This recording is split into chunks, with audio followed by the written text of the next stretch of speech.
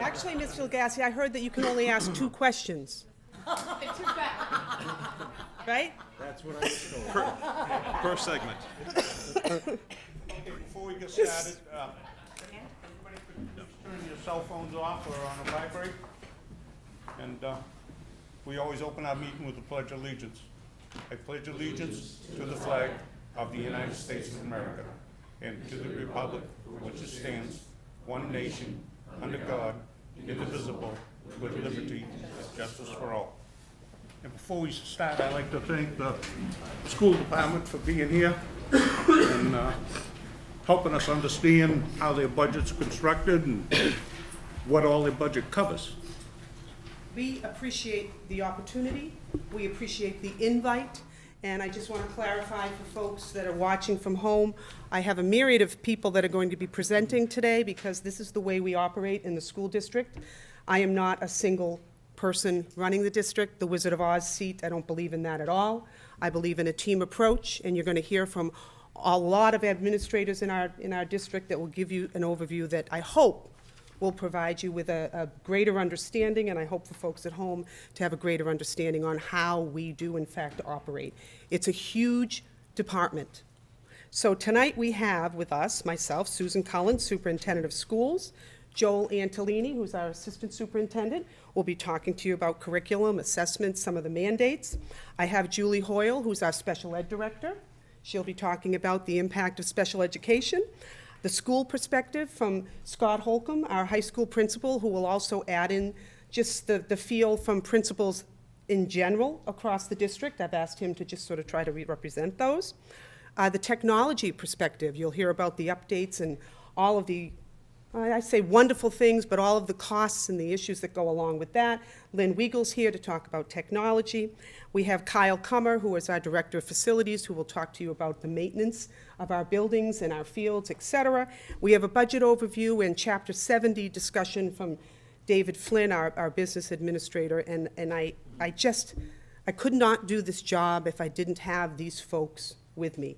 I have many other folks that are here in the administrative team, the school committee that's also here. So I just want to thank folks for being here tonight. And Mr. Lagasse said that he's never had such a crowd, and it's nice to see. So when the school department comes to the room, we come in mass, all right? We come together. We're a large group. We represent the children of this district, of this community, and it's very, very important that we get our ideas out to all of you, okay? So I want to begin with our mission. Our mission, which is guided by its core values, yes? Be looking at a particular. Actually, you can just listen to me for just 2 minutes, and then we're going to have people refer to your packets. You can certainly take a look through as we go along, but everybody has put in some information in this packet, and what I'm going to say to you, you don't really have to look at that. It's the first couple of pages, but as we go along, there'll be some graphs, there'll be some more details that when everybody gets up to talk, they'll refer to it, and we actually put page numbers on this, because if I had my druthers, it would be a PowerPoint. We wouldn't be giving out papers. We'd be going green, but I didn't want to have you have to turn around. Yes, Question. Barry. So would you like to go through this process? Obviously, you're going to give an overview. Yes. In terms of being interactive, would you like us to hold questions to the end, write them down, and then have interaction? Or would you like to just, when we have a question, ask away? I think it will flow. I appreciate that question. I think it will flow better if you let us go through our whole overview, and you can hold on to your questions, because every single one of us is equipped to answer the questions Great. that you may have. Okay, one thank of you you. two. Thank you for No, asking you that. get 2. I get Okay, unlimited. you each have one more left. That's it. Hold on to it. Okay, any other questions before we begin? All righty. And you know, it's the teacher in me that I handed you a packet, okay? And I really don't want you to look at that packet quite yet, because I want you to listen to me, which is what we do in education. We really try to capture the audience. We try to make sure that our kids are with us. I did provide you with these resources to look at, so you're more than welcome to do that. But right now, I just want to really articulate to you what our mission, our vision, and our purpose is. I think it's important for not only this board, but the community at large to hear we're a very different department than any other department in the town. Our mission is guided by its core values. You've heard us talk a lot about that.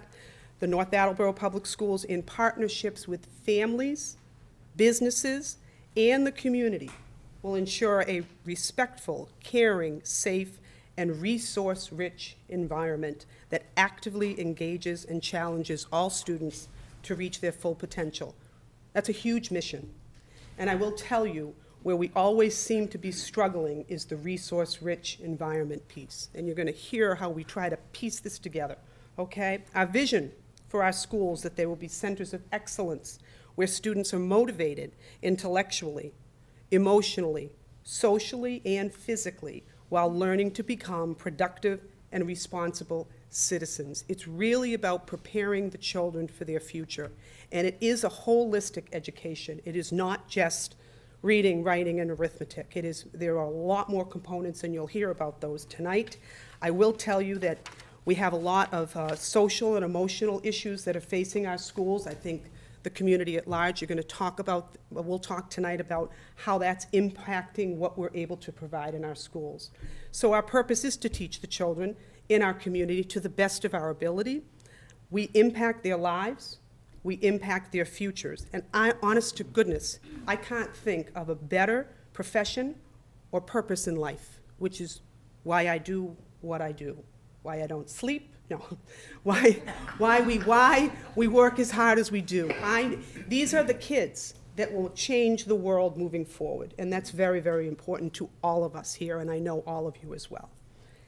So we currently have 599 staff members, and more details are in your packet. But we've lost over 50 positions on the past 5 years, and I just want to slip that in so that you have an understanding that we do have 599, 350 of them are teachers, 25 of them are administrators, 25 administrative assistants, 110 paraprofessionals, 46 cafeteria personnel, and 43 maintenance and custodians combined.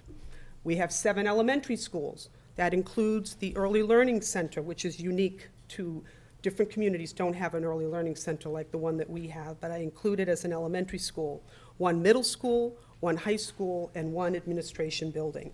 Excuse me. Our current enrollment is also listed in your packet, and that you can take a look at, but we do have a total of 4,676 wonderful, wonderful students. Our current budget for FY14 is $35,269,860. Our per pupil expenditure is $10,406. It's the 3rd lowest in the state, and I got to tell you, we do amazing things with one of the lowest budgets in the state, and that is because of the people that are working with our kids. Every one of them, highly skilled, trained professionals, pre-K through 12, 12 plus. You'll hear about that from Ms. Hoyle.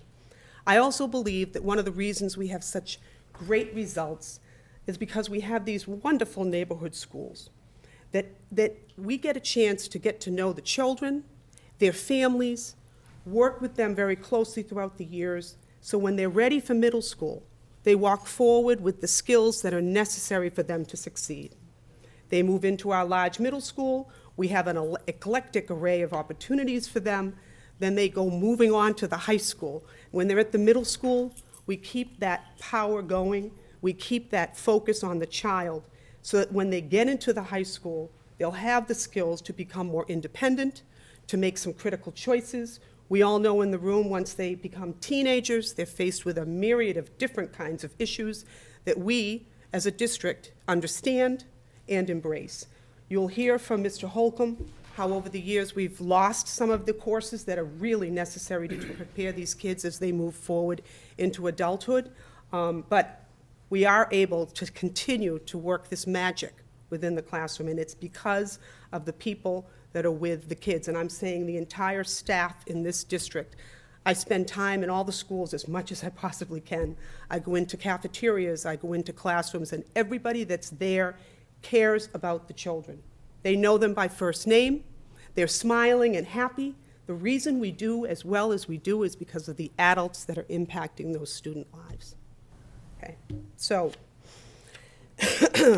I feel it's incredibly important that we maintain this level of excellence. We must maintain this district moving forward. So in your packet, I've provided you with a PowerPoint that you can look at your leisure. that I used for the public hearing.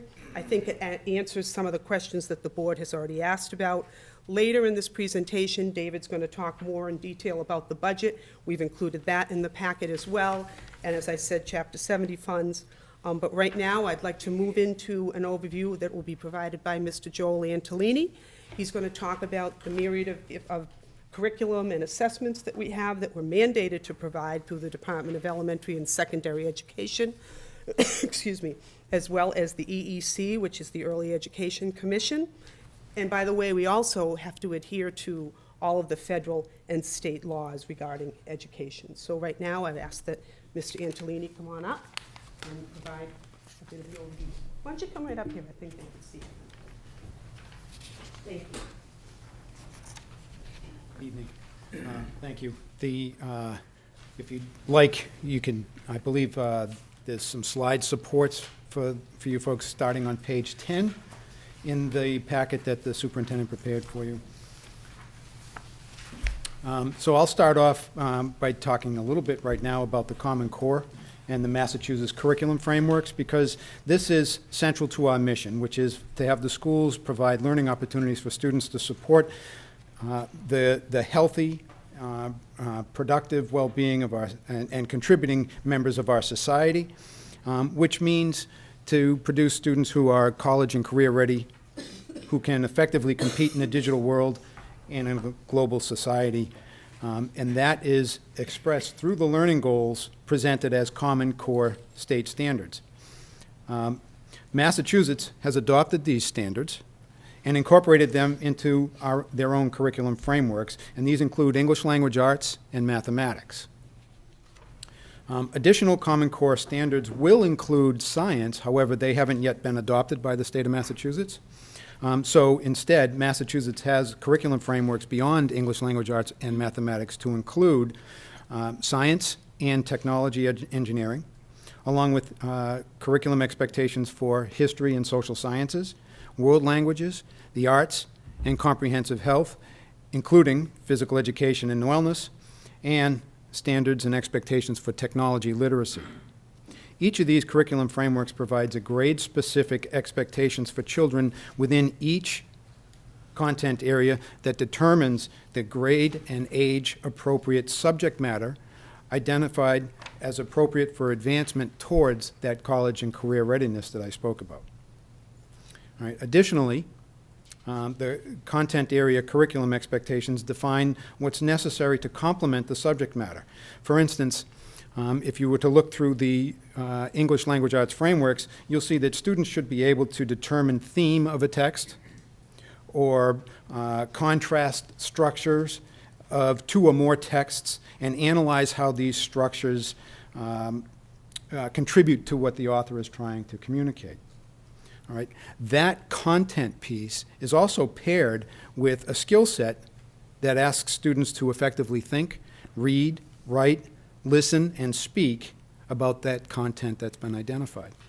So it's twofold within those curriculum frameworks. It's content and it's skills. Now, we also want our students to be able to absorb what we call 21st century skill sets, which include asking students to think critically, to be creative and collaborative problem solvers in all areas across the curriculum. All right. Furthermore, students are asked to fine-tune the subject matter knowledge and skills through their work outside of the classroom.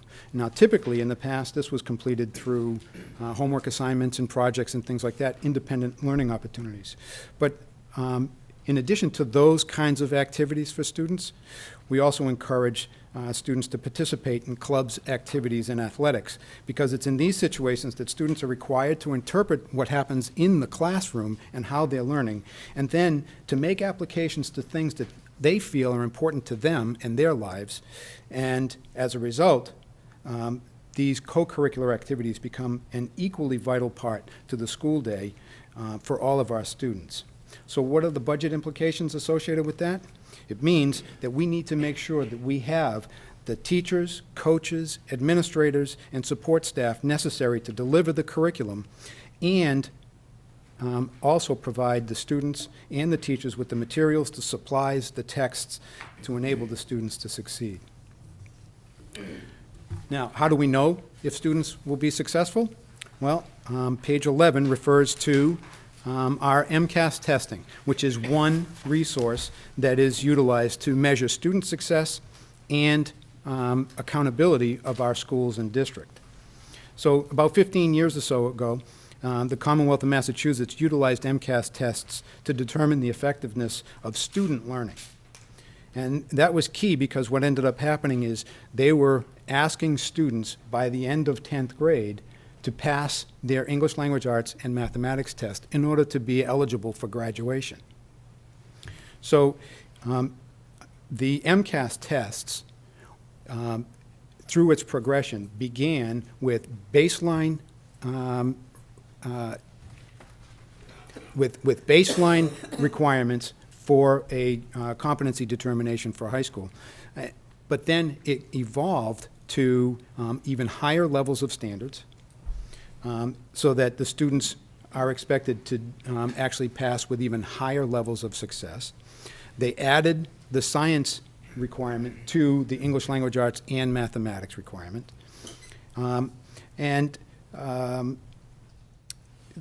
We shouldn't also just think of MCAS scores as a requirement for the high school students, because that high school test, like all of the other tests and the curriculum that supports it, it's all foundational. So it begins in preschool and kindergarten, and the concepts and skills develop year after year after year. So student success is not just a 10th grade success. It's about the entire impact of their entire learning opportunities from kindergarten on, or pre-kindergarten on. Now, in addition to the student success, the Commonwealth reviews the student performance at the school and district level and assigns what they call accountability levels to the schools and district. Now, the accountability data is an assessment of how well each school and district enables the students to succeed. Student scores are utilized to determine what's called a composite performance index, and these are used to highlight the effectiveness of the school for all students and various subgroups of students within the student population of the school. With changes made due to the waiver from the federal government by the state of Massachusetts, school accountability ratings now assigned based on this composite performance index are used as guidelines for a variety of student populations and comparing schools and districts between one school and another, or one district and another, throughout the Commonwealth of Massachusetts. And as a result, students are expected to be provided with remediation in order to help students be successful. And in the comparison level from the state, if the school does not perform at continuous high levels of success, then the state will then turn around and say to the district, you now have to do this. So it's an example of either pay me now and do a good job with the kids on your own dime, or pay us later and we'll tell you how to get the job done. What's coming next is the next generation. This is on page 12, is the PARCC assessments. And the PARCC assessments are the next generation of MCAS tests. The test design incorporates significant levels of detail in student responses. And as a result, professional development is necessary to prepare teachers for these assessments so that they are better equipped to support the student learning and to respond to the level of detail required for them on this assessment strategy. The results of the PARCC assessments will mirror the accountability information that we currently see with MCAS, and students will receive information pertaining to their competency determination for a diploma. Yet one added feature is to determine which students have also met their criteria for college and career readiness. So it's an additional standard that's being added with this PARCC assessment. Ultimately, it's providing an additional opportunity or an additional requirement to remediate more students beyond high school proficiency and into the realm of college and career readiness. Now, furthermore, the nature of the PARCC assessments as next generation tests means that they will be offered in an online format. Now, the implications of this include ensuring a technological footprint for all students to participate in this testing format and have the tools, the materials, and the time to develop technology skills within the school setting so that the test is about the subject matter and not about measuring how well the students can utilize the technology itself. We need to have that technology in place for years in advance of when these students are going to be asked to take the test so that they're ready to utilize that as a tool, as instead of having that become the test itself. The next piece that I wanted to share is how various subgroups of student populations could impact what it is that we do. And one of those populations are the students who qualify for McKinney-Vento. Now, the McKinney-Vento statute requires schools to support students who lack an adequate nighttime residence.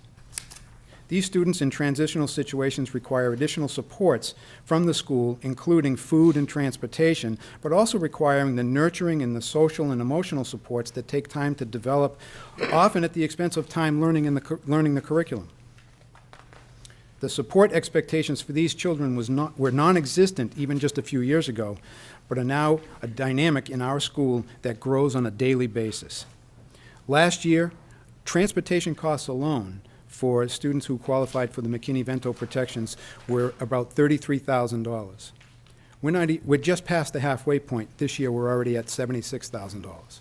So the budget impact on McKinney-Vento protections is huge.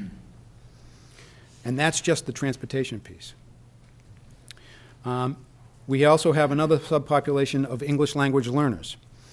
And English language learners in the state is rising across the board, and the changes in the population in the state are also impacting us here in North Attleboro. Years ago, teachers were expected to support students through bilingual education, but with changes in the law in Massachusetts, we moved from a bilingual program to what's called a sheltered English immersion program, where all of the students are educated in that second language in the regular classroom settings with supports provided. So the result is that teachers need to be supportive of these English language learners in their regular classes, and many of which our teachers are not prepared. Teachers and administrators participated years ago in category training in order to support the needs of English language learners in the classrooms, and that was often done at district expense. Well, the federal government has determined that that category training was not supportive enough, and have instituted a new process challenging all teachers to be retrained and all administrators to be retrained in this learning and support for English language learners. Now, additionally, Massachusetts belongs to what's known as the World Class Instruction, Design, and Assessment, or WIDA consortium. And they provide resources for the use, for us to use in their English language development programs. Students are expected to participate in WIDA assessments on an annual basis to determine English language proficiency, and these assessments are multi-layered in nature, assessing a student's ability to read, write, listen, and speak in English, and take considerable amount of time for teachers to administer to the students. This is time away from classes for students and teachers during the administration. In order to support the ELL students, WIDA standards recommend a minimum support time of students based on the levels of proficiency that they demonstrate on these assessment tests as well. And currently, we have 3 teachers within the discipline and 2 paraprofessionals, and it's not nearly adequate enough to meet the demands of the student needs. Nor are they able to meet the recommendations prescribed by the WIDA consortium itself. There was also request for some materials to support students because we need to provide them with additional materials within their home language, or at least transitional languages. And that request is sitting on my desk, and it totals approximately $30,000. We have no idea where to get that yet. We're working within the team to find how we're going to be able to support these students. The last category of, or subcategory of students that I'll talk about, and this is not to take away from Mrs. Hoyle's discussion, but it pertains to students with special needs, otherwise known as 504 plans. Students on 504 plans, for various reasons, may or may not qualify for an individual education plan, which is what Mrs. Hoyle will talk about. These are students who, due to, I want to get the right phrasing here, I'm sorry.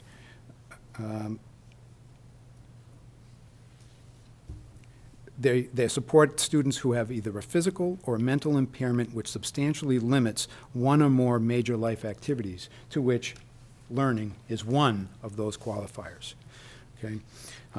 So within the school district, we need to be able to provide students with the supports that are necessary, whether or not they qualify for special education services. The IDEA requirements include providing supports to students who have physical or mental impairments, and require the school district to respond to each individual that presents with one of those impairments. Intervention strategies in support of the 504 plans include, in part, physical therapy, occupational therapy, speech supports, social emotional supports, counseling, hearing and vision resources. These are just to name a few, and they highlight how these supports utilize staff time and district resources that was not part of the funding equation even 10 years ago. If you turn to page 14, I'll now transition to educator evaluation, district-determined measures, and student and parent surveys. The implementation of the new Massachusetts educator evaluation system last year brought significant changes to the teacher evaluation process that increases the time demands needed to adequately fulfill the expectations of staff supervision and evaluation. I asked one of our principals today to make an assessment of how much more time is necessary under the current system over the other, and it's at minimum 4 times the effort, the amount of time taken to supervise a teacher now than what it was in the past. Within the systems, the administrators are expected to assess teacher performance on 33 different elements, which support 16 indicators in 4 standards. Each indicator must receive a performance rating in each of the standards area, as well as a performance rating on a minimum of 2 goals. And these performance ratings, all of which must be further supported by evidence, are collected by school administrators and teachers, leads to an overall rating. It's further expected that administrators make regular visits to classrooms to provide targeted, constructive feedback to all educators in a timely fashion. As a result, it's not unusual for this process to take as much as 4 times longer to complete. And that's just to fulfill the baseline requirements for the educator evaluation system. It does not begin to make adjustments in time allocations for administrators and educators who need additional support to improve classroom practice, instruction, and to be more effective with students. To further complicate this, the legislature has determined that another part of the evaluation system, which is to be added next year, is a student assessment component developed locally called district-determined measures. Similar to the MCAS assessment discussed earlier that measures student performance and translates into school performance, these local measures will be developed and implemented based on a compilation of student performance within the schools.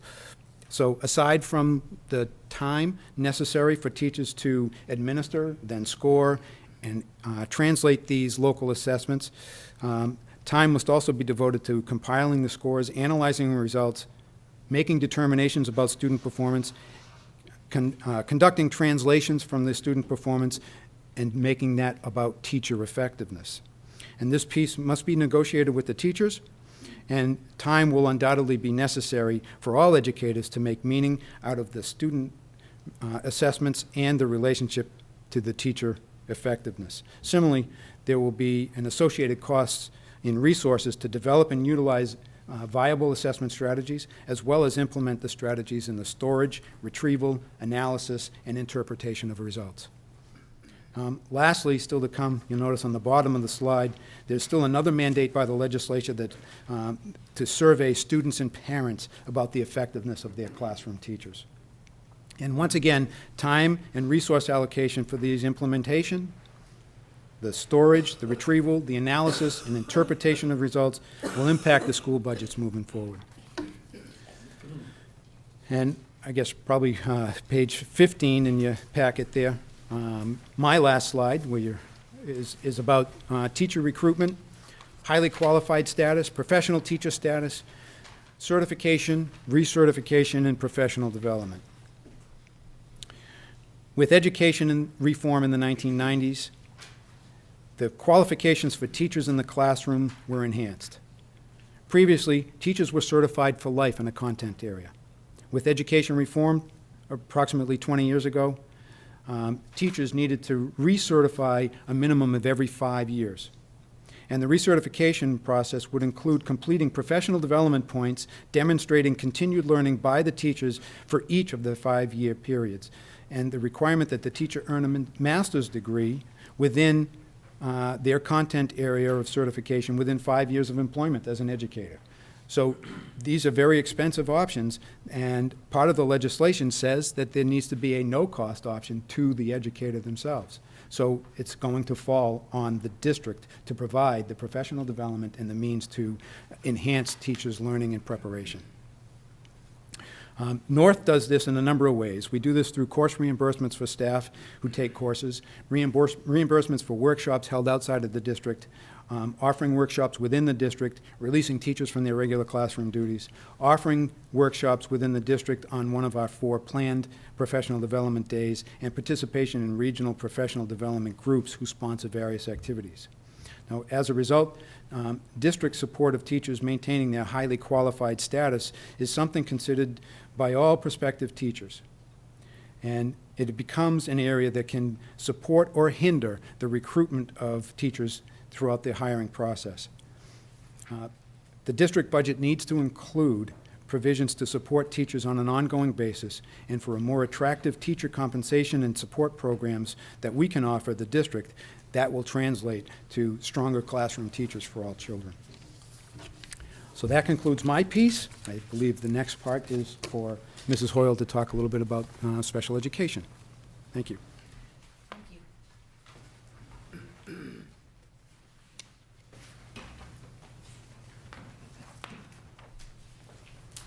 Good evening.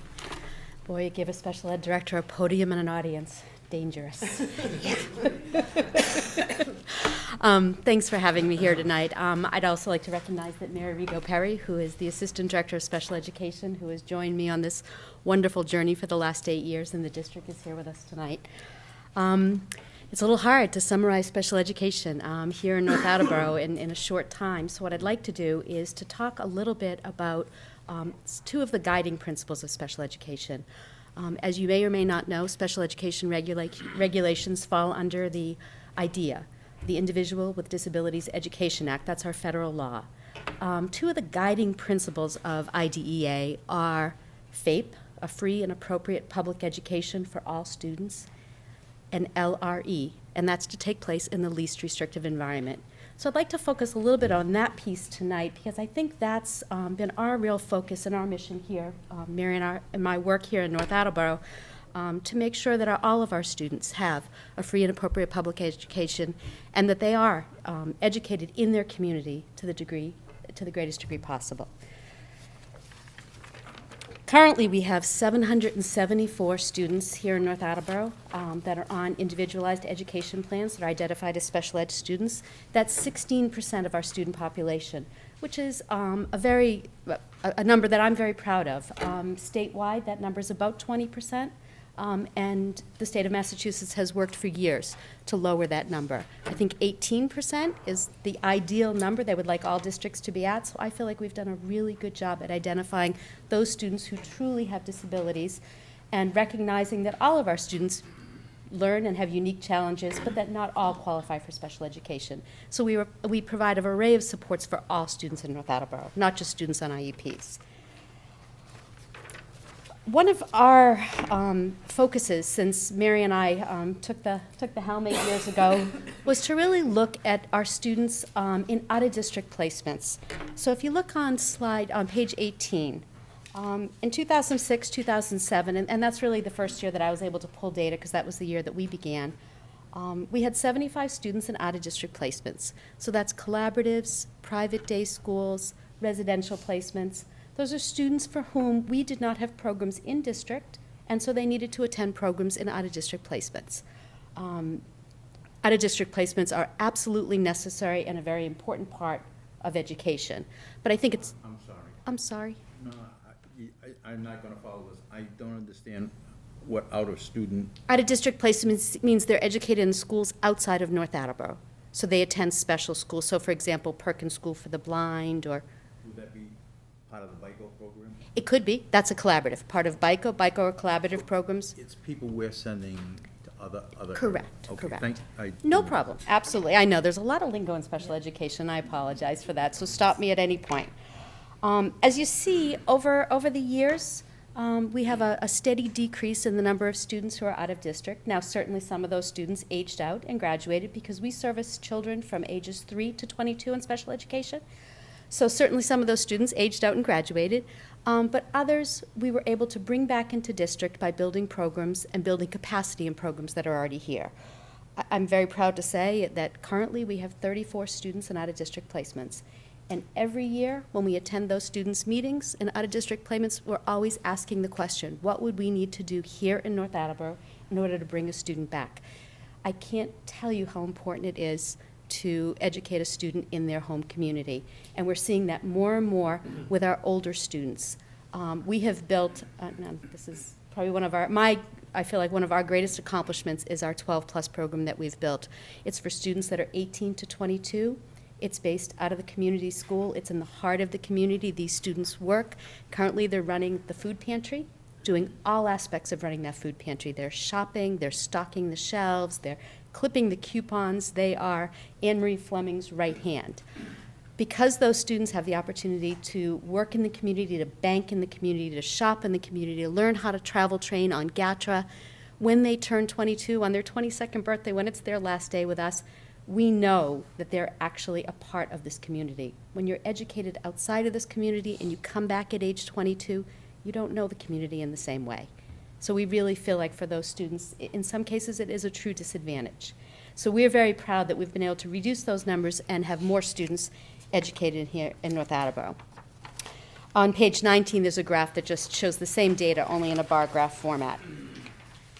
As I mentioned before, in order to do that, you have to build programs and build capacity in programs. So the next 2 pages, or maybe it's 3, 20, 21, 22, are all the programs that currently exist here in North Attleboro. They start at the Early Learning Center, and we have integrated programs where up to half of the children in the classroom are children with special needs, other half are typically developing children, to substantially separate classrooms where children are based in a community school, but they're in a smaller class, but able to be integrated for whatever they can be with the general population, and as I mentioned, an even 12-plus, a community-based program. If you turn to page 23, in addition to it being the right thing to do to comply with the least restrictive environment, fiscally, it's smart. The average cost of a collaborative program, BICO Collaborative, right now is $46,879 per student per year. The average cost of a private day school, so that would be, I'm just trying to think of one off the top of my head, the Carroll School, $74,986, and that may not be a good example, that may not be their tuition, but that's the average cost of our day schools. We do have some students that are residentially placed, and typically that's not a decision we make. We never make a decision to remove a child from their home, but oftentimes the Department of Children and Families makes a decision that a child can no longer live in their home because of their disability and needs to live in a residential placement. The average cost per year for a residential placement is $94,214. Define residential placement. What's that? Define Residential placement is a placement where a student lives 365 days a year. outside of his own home. Outside of his own home. And we are generally responsible for the school portion of that placement, and usually another agency, like the Department of Children and Families, will pay the other half of that placement. And in my experience, those children are usually the hardest children to bring back to district because you can't bring them back to their homes if they've been removed. So those are some of the more challenging cases. But if you look at that cost and you imagine a child going to an out-of-district placement at 10 or 11 years old and staying there till 22, it's a significant impact on a budget. You know the per pupil expenditure in North Attleboro is $10,406, so those numbers are significant in comparison to what is allocated per child. Can I just ask a quick question? Absolutely. You had mentioned that state covers some of that, or do you happen to know roughly a breakdown of what the town of North Attleboro's percentage is of these costs that you have listed here? Well, this is an average, so if a child is placed residentially, whatever that tuition is, so if that tuition is $200,000 a year, the state would pay 100, we would pay 100. It's So pretty it's much like a a 50-50 50-50. split, yeah. Okay. They figure half the day the student is educated and half the day the Okay. student is living there. So our cost would be 50% of what you've listed here? No, that Oh, is that is- our that is cost. the- That oh, is our that's what I cost, wanted to yeah. clarify. Those placements are Okay. significant, yeah. Thank you. You know, and I was tempted to list some of the current placements that we have, but for confidentiality reasons, and certainly some of our students absolutely need to be in those placements. While we look every year to see if there's a chance to bring them back to district, some of them have needs that are so significant that it's just where they need to be educated. Like I said, to keep kids in district, to bring kids back to district, you need an array of services, an array of support personnel. I've listed off just some of what we have here in North Attleboro. Adjustment counselors, assistive technology specialists, 10 hours a month, a district audiologist that comes as needed, an autism specialist that we have 6 hours weekly, a BCBA, which is a board-certified behavior analyst, who we have 6 hours weekly. Clinical consultants. We have a child psychiatrist and a child psychologist that are here every Tuesday morning for 2 hours to help us with the most challenging cases. A lot of the kids that are having significant mental health issues that you'll hear about tonight, they've been an incredible resource to help us with those students. We have 6 occupational therapists, 1 orientation and mobility specialist that's here just as needed, 3 physical therapists for 9 schools, 3 psychologists for 9 schools, 11 speech and language therapists, 1 vision specialist. Additionally, we are very unique in that we are probably one of the only districts I'm aware of in this geographic area that does their own transportation. David and Sue are both looking at me because It's your favorite part of your it's really sometimes my favorite part of the job. So we own, special education owns 15 buses and 3 vans, and on a daily basis, we transport 179 students, and that is 12 months a year. Some of our students go to school year-round, so our buses are up and running, and I joke that it's probably the part of my job that I was least prepared to take on, because my husband jokes, he says, "You're a girl that says, go fix the car." He says, "I don't know how you take care of that many buses." But I do, with David's help, of course. But it's certainly, I think it's been a tremendous cost saving to not have to outsource every one of those rides every day. And we're able to make some very individualized decisions for students. When our students get on a North Attleboro special education bus, we know who they're riding with. If there's a problem, we can change our routes, switch things up. So it's something that, as challenging as it can be, it's something that I think we are doing the right thing by kids for doing.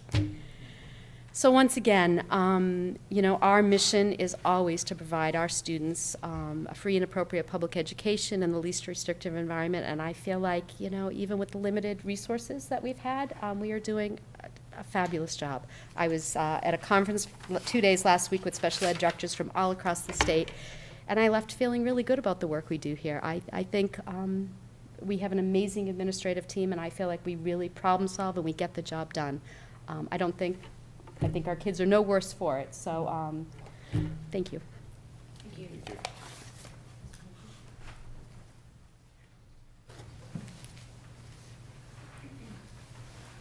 Thanks for having us here tonight, I appreciate it. In the back, I want to make sure you guys know who's here. We have Greg Julis. He's going to take over my post next year as the high school principal. So he joined us, in Victoria X back there also as the middle school principal. So I don't have any fancy PowerPoint to refer to right now. So I thought, how am I going to get this across to everybody? And I thought maybe with illustration, kind of draw the attention to schools as kind of like an extended family. People often in the area of schools, if you've worked in some of the schools, they make it akin to your family. I thought to myself, well, if I think about my family for a minute, I think about how it would feel if every year Dad came home to his family and he had less money in his wallet every year. And there were choices that Dad had to make every single year and I'm sure if you can kind of project this onto yourselves, because you'll see where I'm going to go with it afterwards. And if every year in and year out, I had to make choices for my family, and remove things from my family that were very valuable, how it would affect my family. Because we're not spending in our family's money frivolously, just throwing it away. It's actually meant to be spent for our families, to bond our families together, to build a strong culture, to build a strong family. So what I did was I just started looking at some things, and I thought to myself, I looked at this thing called the Journal on Leadership and Education. It's volume 12, number 1. And schools are being asked to teach children, to make sure they have appropriate academic achievement, to make sure learning takes place. So what's the number one biggest predictor to make sure that students learn well? Well, it's school culture. So if you can draw and I'm about to go through my little piece in a second, if you can draw the relationship between a family and how your culture of your family would be affected if year in and year out you're being asked to erode and take things away from your family, what would happen to the culture of your family? And the same thing is happening to cultures of school, but the biggest predictor of student success is school culture. With that being said, I want to point out, and you just read in the newspaper a couple days ago, about the possibility of sports being cut. So right now at our school, the majority of students are involved in extracurricular activities, including but not limited to sports, clubs, theater, music. We have over 75% of those students involved. Studies have been shown that they usually have a GPA of 0.75 higher than students that aren't involved in things. So one could argue right there that sports and extracurriculars are imperative for student learning because people who are involved in school outside of the classroom experience do perform at a higher level of success. They promote a positive school climate. I can't tell you how proud I am, and I think the other principals would piggyback on the statement, and you've gone to them too. I've seen some of you in the audience at some of the performances the younger kids put on at the elementary schools, some of the musicals they do, and just seeing how vibrant that feels, for schools, it just adds a new dynamic to the culture of the school, both in and out. I know that as you walk around town, I walk around with a lot of pride. We talk about North Pride, knowing how great some of those musicals are that are put on at the high school and the elementary schools and middle schools, and how it affects not only inside, but outside. We have increased community connections with the students that are involved in school. People sometimes say, well, we want to have, maybe a mandatory community service requirement. Well, I know that our kids are out there in the community, whether it be the elementary kids, middle school, or high school kids. You see them all over the place. They may be collecting sometimes outside of a Dunkin' Donuts for boosters, but I've also seen them working at some of the food pantries. I see them raking up the yards of people who can't rake up the yards. I see them delivering pumpkins, placing them all out, helping out the community. But a lot of the times we're tapping into some of these extracurriculars, some of the clubs, Student Coalition Against Racism, peer leaders, some of the sports teams to get out there and build this community and give them a good experience. Again, all that being done because the school system's funding those opportunities for students. So we help build the whole child, outside and inside. So I thought of myself about like a sandwich. If I'm a teacher, I feel like I'm in this sandwich going on, and I'm like the middle of it, and the bread's being put on one side and the other side and kind of just squishing me down. You know what I mean? Like the sandwich is too big for your mouth and you're just pressing it down and things are shooting out. So I'm going to show you the bread, the top and the bottom. We call them external challenges and internal challenges. And the people that already spoke before me, they kind of alluded to these things. So I won't go in depth on them because I don't want to bore you with them, but I just want you to hear each one of these pieces have massive parts that need to be navigated through. Sometimes it come with the cost of money. Other times come at the cost of putting more burden, if you want to call it burden, more pressure on people's backs to do the job. So we've got the education evaluator tool that in the district determined measures as part of being a race to the top district. We've got the Common Core state standards that have to be woven into the curriculum and other things to be taken out of the curriculum. You have the Massachusetts Comprehensive Assessment System that has to be done, which takes up, I don't know, how many, you want to throw out a number of days it takes for MCAS? What do you think, Victoria? Give me a number of days for MCAS testing. Well, 2 weeks each time, twice a year. Yeah, so we just, having to navigate that, put those measures in place, pulling teachers out of class to make sure they can, proctor the tests.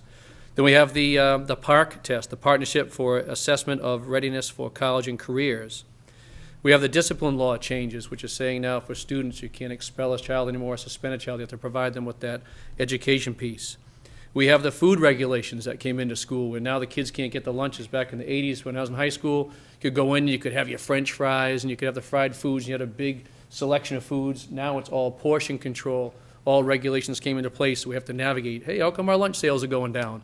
Why are we losing money in the lunch program? Well, I wonder. These new regulations we have to figure out together. No extra funds, we get a problem that we have to fix. We have the New England Association of Schools and Colleges that we have to get ready for. They have a bunch of 7 standards that we have to make sure our high school stays accredited, to make sure our students have doors open for them, so when they move on to the next phase of their lives outside of high school, that they have a higher success rate. We've got the McKitty-Vento law that we talked about, the homelessness law, to make sure we have to provide transportation and education for kids that are covered under that bill. Those are just some of the external challenges that are relatively new compared to back in the 80s when I was in high school that are we're having to cover, and they all come literally at either a cost or at a burden onto somebody else. When I say a burden, an extra piece of your job you had to pick up. The internal challenges: aging facilities, aging techs, curriculum support materials that are aging, decrease in faculty and staff, loss of 50 faculty and staff over 5 years, loss of learning opportunities for kids. We've shut down programs that are no longer even in existence. I just went to Shrewsbury High School. They had an amazing foods program at their high school. It was built 12 years ago. They had multiple sections, and this was for the NEASC accreditation visit where you're peer assessed, you go and visit another school. They brought down these wonderful items that the kids were learning a life skill of cooking that they have to use. Everyone needs that skill. That we don't have that room anymore because of budget cuts. That foods program was cut. It's never going to be, well, I don't believe it's going to be brought back unless something changes. So we've got that class going on. We have computer-aided design class, the CAD class, which is gone. So we've had to really tighten the belt. But each time we do tighten the belt, we're decreasing the opportunities for students to possibly see a career they may want to take advantage of. Because they don't receive that culinary arts piece, they may never really be exposed to the love it takes for becoming maybe possibly a chef or work in a restaurant. Maybe somebody wants to go into CAD design and take part in that. Well, that program's not offered anymore. So now we have, instead of giving kids more keys to open more doors, what we're doing is, because we have to, we're taking those keys away, saying, no, you have to get that experience outside of school somewhere. No, you got to get that somewhere outside. I want to give personally, and I think we all can, I'll project my wants on everyone else. I think we all can say we want to give the kids as many keys as possible to open up as many doors as possible. So because we've lost those learning opportunities, because we've lost those teachers, we're dealing with increased class sizes, which indicates decreased personalization in teaching. You want to get to know, in today's day and age, you want to know the individual student.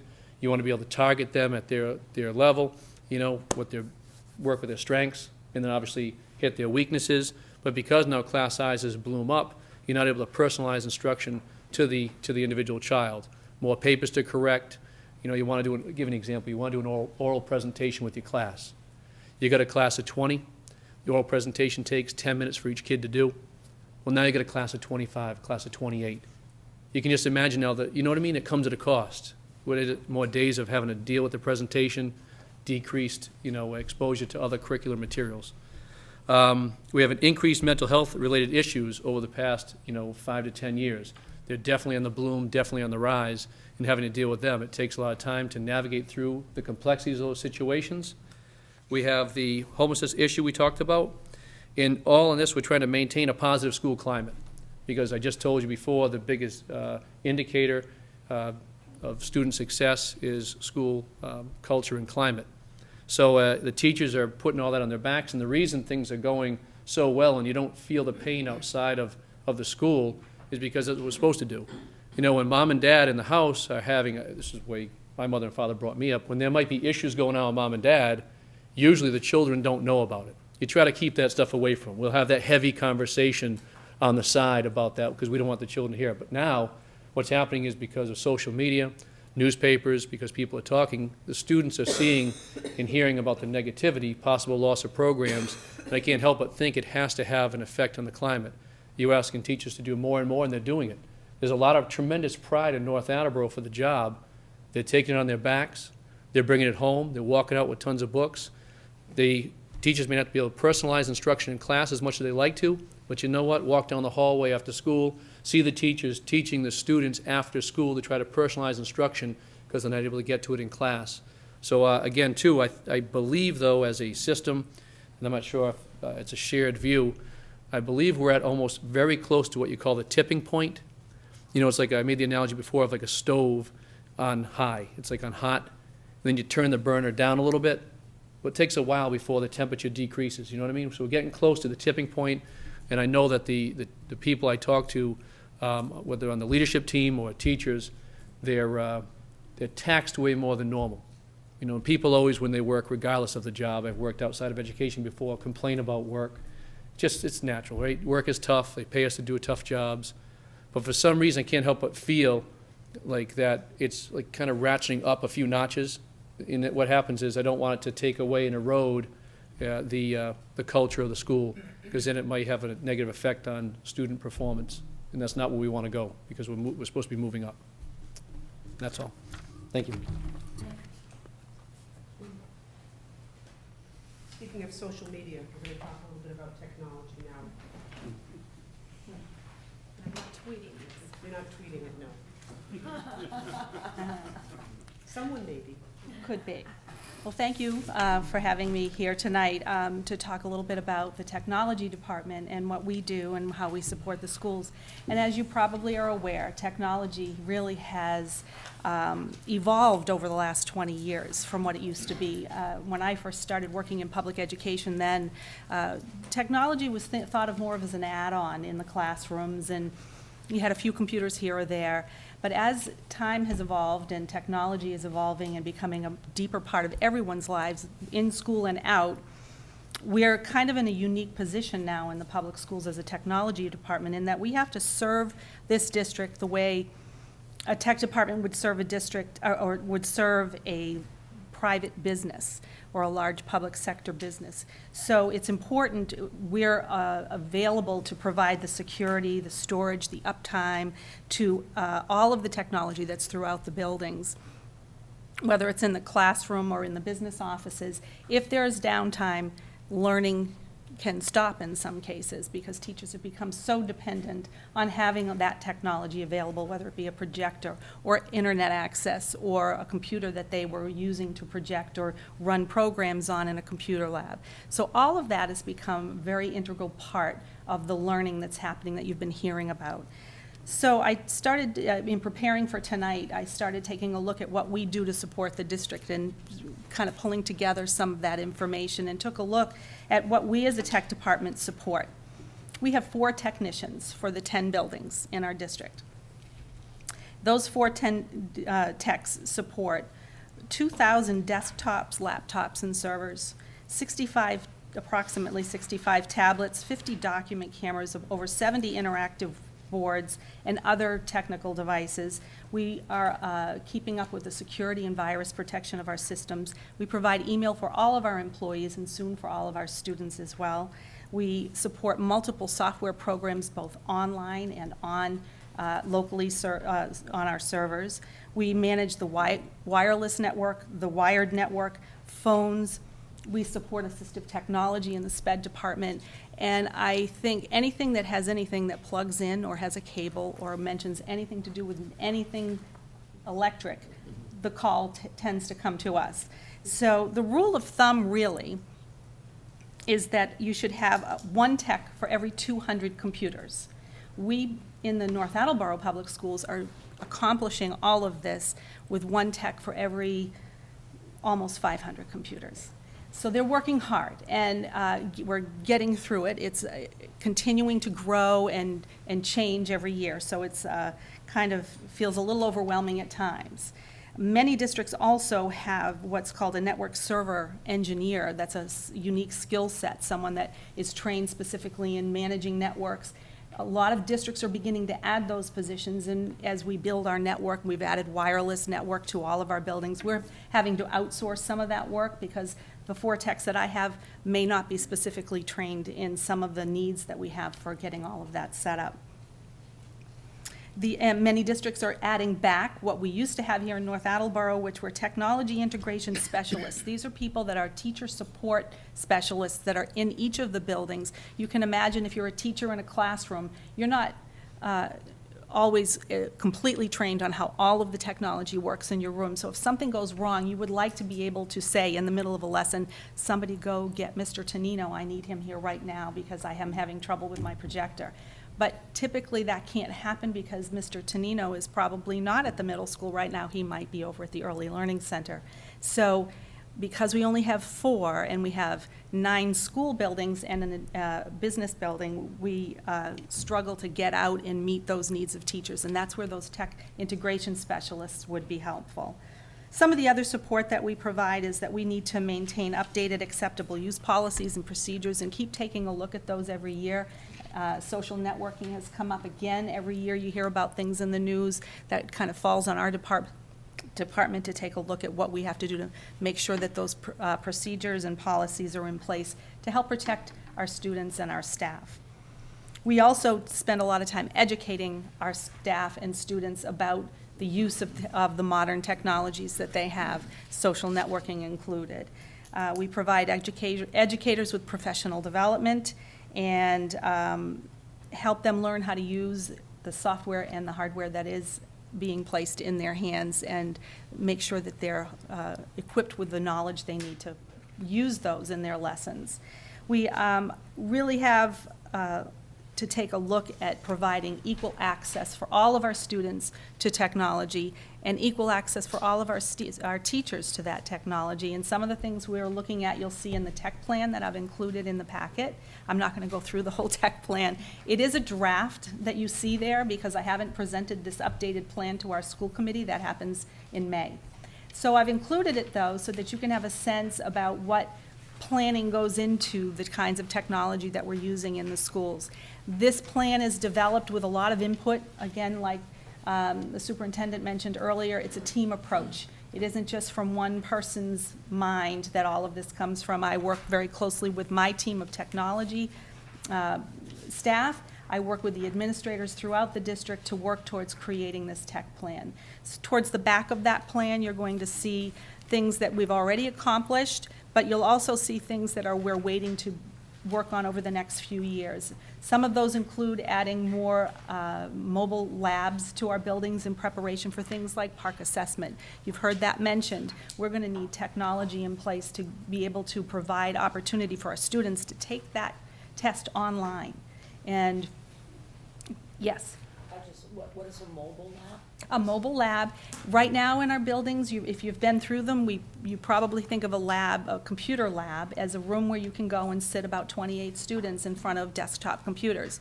We don't have enough space in our buildings to build enough labs to accommodate all of our students for all the time they need on technology. So we're starting to move towards a mobile environment. That's where the wireless network came in. We're finishing that up this year. And with that in place, we can now move towards having mobile labs, which are carts with 30 laptops on them, and they connect wirelessly. So now a teacher doesn't have to wait for their turn to get into the room that's available, maybe. They can sign up and roll the lab right into their regular classroom. The students can take a laptop and use them right in their room. So this is the model we're going for with the capital improvement plans that have been given to us over the last few years. We've been slowly building that infrastructure in order to get us to a place where we can start to provide that access. So the plan for next year's CIP, if we are able to get some funding there, is to start adding some mobile labs. We have 3 at the high school. They're used a lot. Those are new this year. And we added 3 mobile labs. We're looking to add 3 at the middle school for next year and a couple in our bigger elementary schools. And that is all in an effort to not only provide more access for regular day-to-day learning, but because of the park assessment mandate that's coming down, we have to be able to test the students online. So it's a little daunting to think about having enough technology in place, and so we're working very hard to creatively make that happen. Think about supporting that, though. Again, we're continuing to add and beef up the numbers of computers that are going to be in the district, but we're still only going to have 4 techs to support them all. I keep them calm, and they're doing okay. They're fine. I take them out to lunch sometimes. And so that's part of our plan going forward. Some of the other bigger things we've done over the years is we've begun to centralize our servers environment. When I first got here 4 years ago, a lot of our servers were donated servers that were out in each of the buildings and were kind of old, and I was concerned about our data and the fact that they would go down and we would not be able to use our systems. So we've been able to, with CIP help, centralize them, but the next phase to that would be to provide disaster recovery, and that we'd have a backup for if that system goes down, something else would kick in to run so that we would not ever go down. That's someday down the road, so you'll see that in the tech plan as well.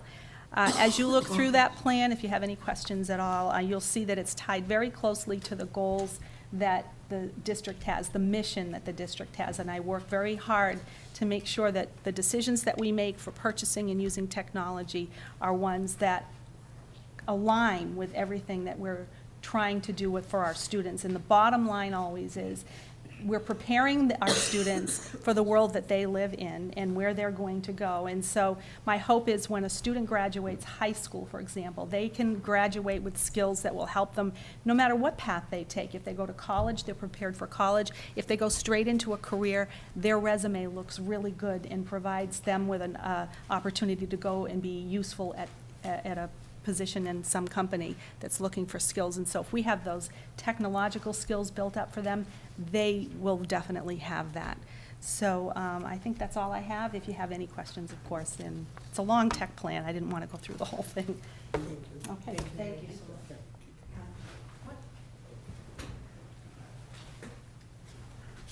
How we doing, everyone?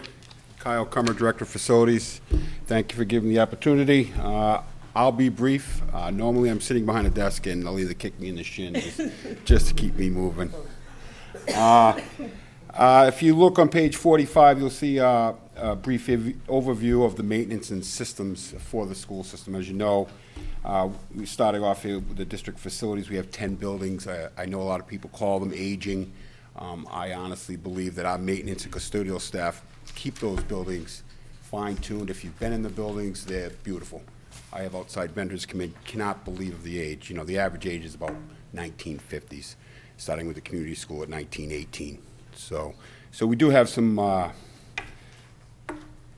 it can be difficult at times. We'll just say that. Starting off with the maintenance operations, as you can see, we have many sub departments, general maintenance from carpentry to fixing a window, that type of thing. Electrical, plumbing, grounds, custodial maintenance, vehicle maintenance. As you know, we spoke about the buses. We do maintain those as well as all of our grounds crew equipment. Security and maintenance, electronic maintenance. That electronics is more phones, PAs, that type of thing. So we do have personnel within the maintenance department that handle that for us as well. And again, these are all things that we try to do in-house. When I get further down into the plan, you'll see that we do go outside to larger vendors for larger issues, and we'll talk about that in a moment. There's quite a few maintenance systems here and equipment. I'm just going to quickly just hit a couple of them here. You know, we need to maintain these buildings. We need to get those kids in there 180 days. There is no day off. Granted, the kids love the snow days, but my job is to make sure that those kids and that staff has a place to go to work every day. So again, plumbing, fixtures, drainage, water piping systems, just like in your home, there's always an issue. And again, with the older buildings, luckily we have the staff that can handle that. Sprinkler, fire extinguishers, boilers, water heating systems. Move down, chemical drainage, waste systems, HVAC, heating, venting, and air conditioning. So not all of our buildings are air conditioned, but a couple of the newer ones, technology, labs, that type of thing, all need to be air conditioned. And again, we have the maintenance staff with all the correct licenses for that. Cooling towers, compressors, refrigeration, walk-in freezers, backflow prevention systems, custodial equipment and cleaning supplies. That's all of the tools that they use to maintain the buildings. Again, we take care of that in-house. Waste and recycling, custodial supply and inventory control, kitchen equipment. You know, we do have the food services, but our maintenance staff try to offset some of the cost because, again, we're in a maintenance department. We can fix a lot of the things and save that department some money instead of going out. And continue with systems, electrical, lighting, mechanical, heating. The high school is all electrical. The entire system is electric, so it's electric heat there. So our electricians are very busy.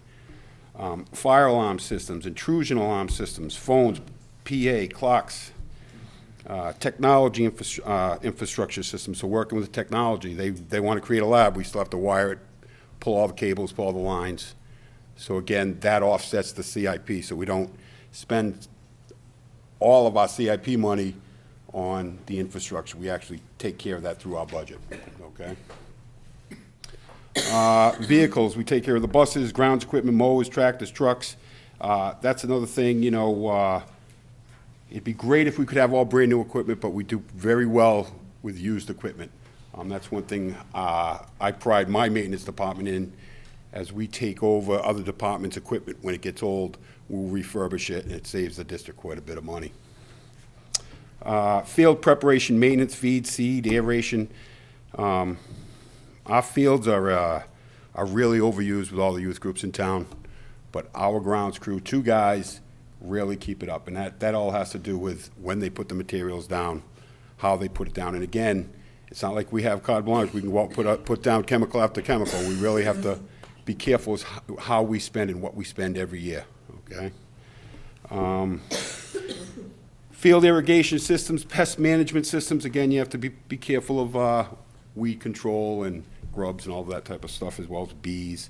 Snow removal, sidewalk safety, elevators, chair lifts, door security, gym floors and equipment, roofing systems. You know, we have tar and gravel, slate, PVC, rubber, and roof drain systems.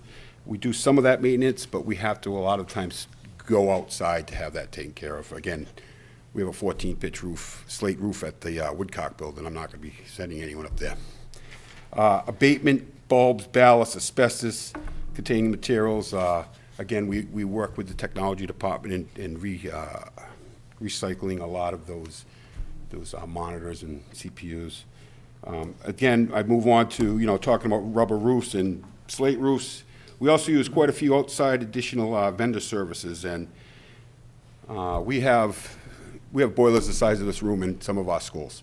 And so we really need to have outside vendors, and again, that comes out of our budget. As you know, the buildings are old. We're keeping these things together with duct tape. You know, right now I'm working on a statement of interest through the MSBA for a new boiler at the Roosevelt School.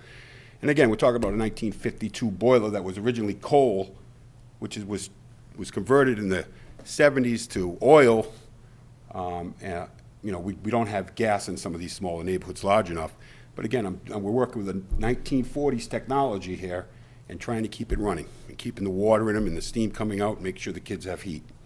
So we need to have some bigger vendors come in and actually do that work for us. Same with commercial plumbing. You know, when we get into major drains that need to be unclogged, we can't do that. We have to hire out. And same when it comes to larger piping systems. When you get into the larger size pipes, as you can imagine, the middle school has 4-inch water mains in it. You know, but that's something that we can't do, so we have to sub that out if there is a problem. Fire sprinkler service and repair, refrigeration. You know, again, you go to the middle school, compressors on the roof. You know, electric department works with us. They bring their bucket trucks up. You know, these things weigh thousands of pounds to get them off the roof, and they cost tens of thousands of dollars to replace. So again, we try to work within our budget and maintain them so we don't have to replace. HVA service and repairs, fire alarm services and repairs, intrusion alarms, roof repairs, door hardware specialist. Boy, you know, back from Columbine, that's when we started doing all our doors. All our doors were all on one key now. So there's a lot that goes into door closers, crash bars, lock sets. And again, to have the fire, police, administration, and all the principals all on one key. So not everyone has a key to our buildings. That's something that we try to work through our budget with. It sometimes becomes a little difficult to do. Again, there's no reason not to do it. It's just, again, it's difficult sometimes with the monies that we have. I'm not going to get into the monies. I'm just going to tell you what we're doing. Annual inspections. Again, we don't get into a building until all of the building's been inspected. We're starting off with the building department. Every summer they come through the building, fire department, every summer they come through the building, and they point out things that need to be repaired, and our guys get right on it. So we have those two. We also deal with our insurance carrier through the town and the quality loss management program. Actually, we've got them coming out to the Martin School next week, and they do the same thing. They also inspect our buildings, looking to make them safe for our children and staff. HERA, the Asbestos Hazardous Emergency Act. We do 6-month and 3-year re-inspections. You know, you wouldn't think about it, but every tile gets inspected every 6 months. All the pipes in the ceilings, the ceiling tiles, the glue dabs, All that stuff needs to be inspected every 6 months, and then again every 3 years. So we stay up on that. Source code registration. Those are emission tests for all our boilers, our hot water heaters. And all this costs money.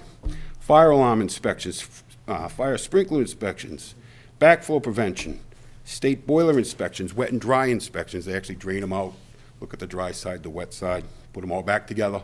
And again, that's something we can't handle. We have to bring someone in. State elevator and chair inspections. This year, chair lifts were added to annual inspections, which is another fee that we have to pay. Not only for the inspection, but the 6-month not for the state inspection, but also the 6-month updates. Kitchen exhaust systems need to be inspected. Fire extinguishers, gym equipment. Every gym, every net that comes down needs to be inspected, so it won't fall in the middle of the class.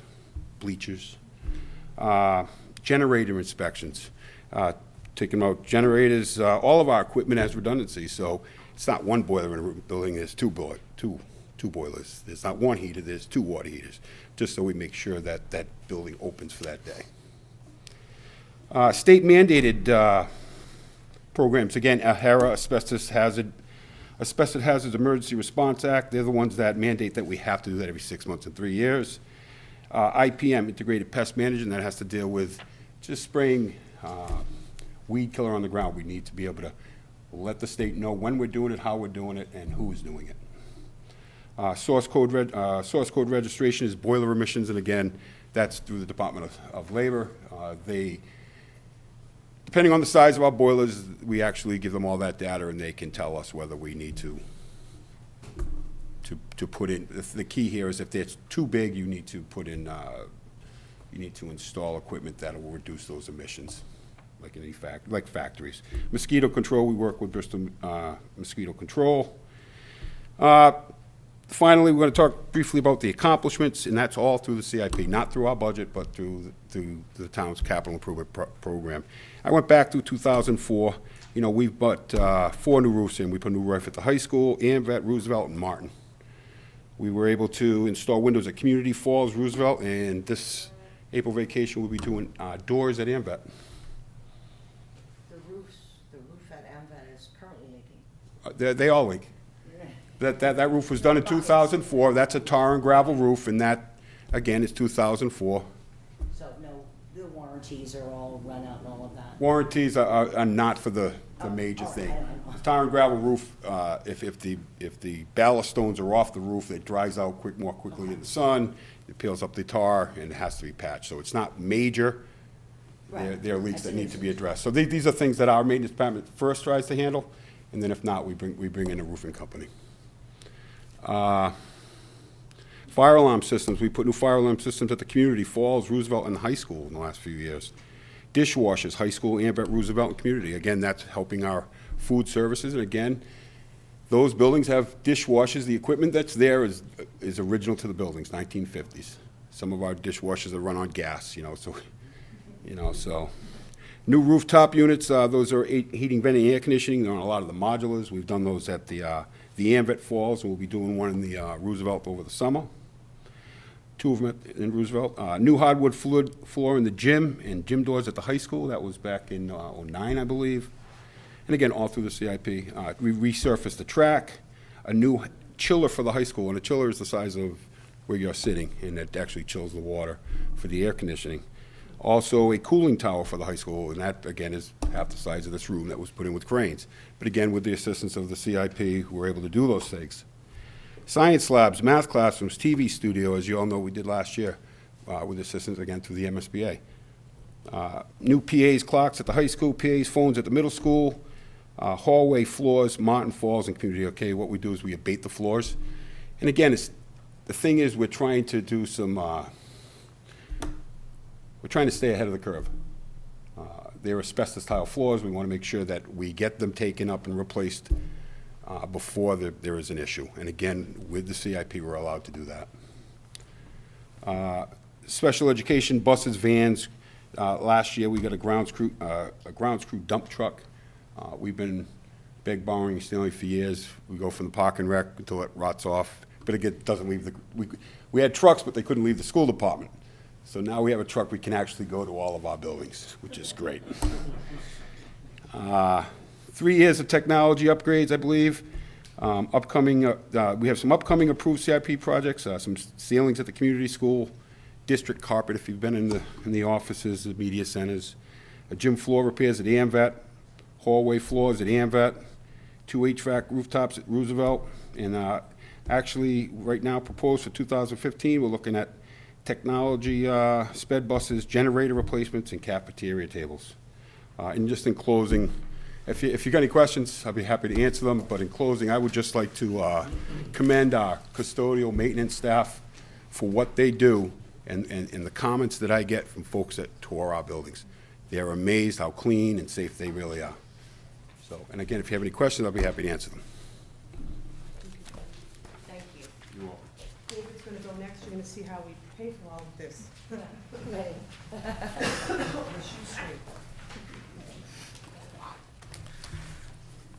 So the stuff that pertains to me starts on page 47 in your packets, and it's just, those first 2 pages, I know that some of you would just ask and inquire about the teacher's contract. That is where the vast majority of our money is spent, is on salaries for the people. As everyone has said, you know, we're in the people business. That's what we do. We employ people to help people.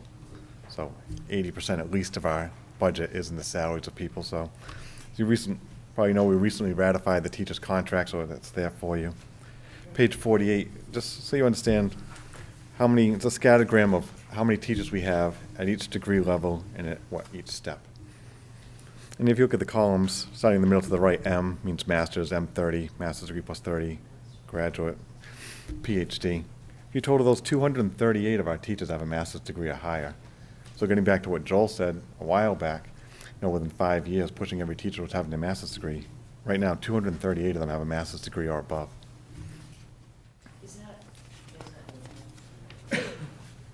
I think it's pretty typical, especially with the, with the state requirements and pushing towards wanting every teacher to have the master's degree. I'd say probably most of us in this room have. Okay, so then we can go on to a little bit of the budget history. If you look at page 49, I just went back 20 years, just kind of show the history of our budget. Now, the 2 lines, the red and the green, just so you can see it, it's really how much money has come to the town through the Chapter 70 state aid.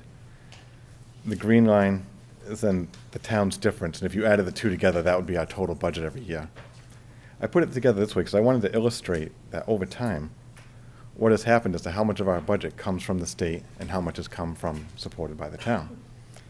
So you can see way back 20 years ago, the town funds were giving us more money than the state. Go to about 1998 is where they crossed each other. And then look at 98 through 2009. You got 11 years of that getting wider and wider and wider. So it was, pretty continued investment by the state in North Attleboro.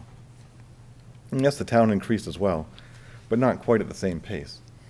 And I think we'll get to it a little bit later on. That's probably part of some of the problems we're having now, is that this town for so long was so reliant on state aid coming into the town year after year, while the town stayed pretty level on how much they would contribute to the schools, that now that the state's not contributing $1 million, $2 million a year increase, what do we do? The next one on page 50 just shows our budget, our total school budget going back for the past 12 years. Again, I got a red and a green line. The red line is the actual dollar amount of the budget appropriated at town meeting to begin each school year. The green line, I took the state Northeast Urban CPI, Consumer Price Index, which is what they use as the main indicator of inflation in New England. You gotta explain that more. I don't do well with it. The CPI is Consumer Price Index. It's really the measure of inflation. So if something cost, a loaf of bread was 30 cents 20 years ago and it's $3 today, you compare 30 cents to $3. So if you took the amount of our budget every year in the dollars that we received, adjust it based on the Northeast Urban CPI, which is used for Massachusetts, the federal government uses it, the state government uses that. Really an indication of our buying power. Let me put it another way. If inflation went up 2%, our budget went up 2%, the green line would be straight, because that would be showing you that you've got the exact same buying power every year. That ties back to Mr. Holcomb saying, running your family, what do you got to squeeze every year out of your own family's budget? Groceries cost more, your car costs more, gas to commute to work costs more. All of our costs cost more, so are we keeping pace with inflation? Well, clearly not. I mean, you look from 2003 to 2008, Yep, it was pretty much level. We stayed right with the pace of inflation. Look at it, 2008 to 2014, we dropped from $28 million in buying power to just under $26 million in buying power. Yes, our budget's gone up. What's our buying power? It's $2 million less over the past 6 years. So to me, that's indicative that what we had 6 years ago, in the real relevant case of what we can buy with our budget, is $2 million behind what it was 6 years ago. So we have not kept pace with inflation. Look at the other one. I'm getting back to the amount of Chapter 70 money that's come to the town over the years. This bar graph is not the amount of Chapter 70, but the annual increase year over year that we've received. Going back to 1994, so I went back 20 years on this one. Look at 2000 alone. It's over $2 million. That was a $2 million increase from 99 to 2000 that the state gave North Attleboro. Look at 99, $1.5 million. 2002, almost $1.5 million, followed by 2003, $1.25 million. Even getting down to 2006 through 2009, between $750,000 and $1 million a year increase, annual increase. Look at the past 3 years. So we go to bloops, 2012, 13, and 14. Under $200,000 a year for each of the past 3 years. That's what it tells me that, you know, the town was riding high for 15 of the last 20 years on state money coming into the town. The town's basically come to the realization, not the realization, they've come to looking at a new way of doing their formula, how they evaluate every town in the state. How much money can you afford and how much should we be giving you? North Attleboro's not the same town it was in 1994, but they use the same formula from they're actually starting in 1993, all the way through about 2008, 2009. Then when they say, hey, you're not a sleepy farm town anymore. You know, there is some money in this town. There's some decent property values and there are some decent salaries, and that comes straight from the Department of Revenue reports. That they do that for every single city and town in the state. We're going to get into that a little bit more in a minute. So, next page, 52. This is the formula that the state uses, what I was just saying, for every single town. It's a bunch of numbers. It's really kind of complex behind it. I highlighted some of the more important things. The two things that the state's really only looking at every town now, numbers 1 and 4. Number 1, 2012 equalized valuation. What that means is, what is the property values, or the values of all the properties in town? So North Attleboro has $3.6 billion worth of property, assessed property. Yes, sir? Is that based on our tax assessment valuation of the town?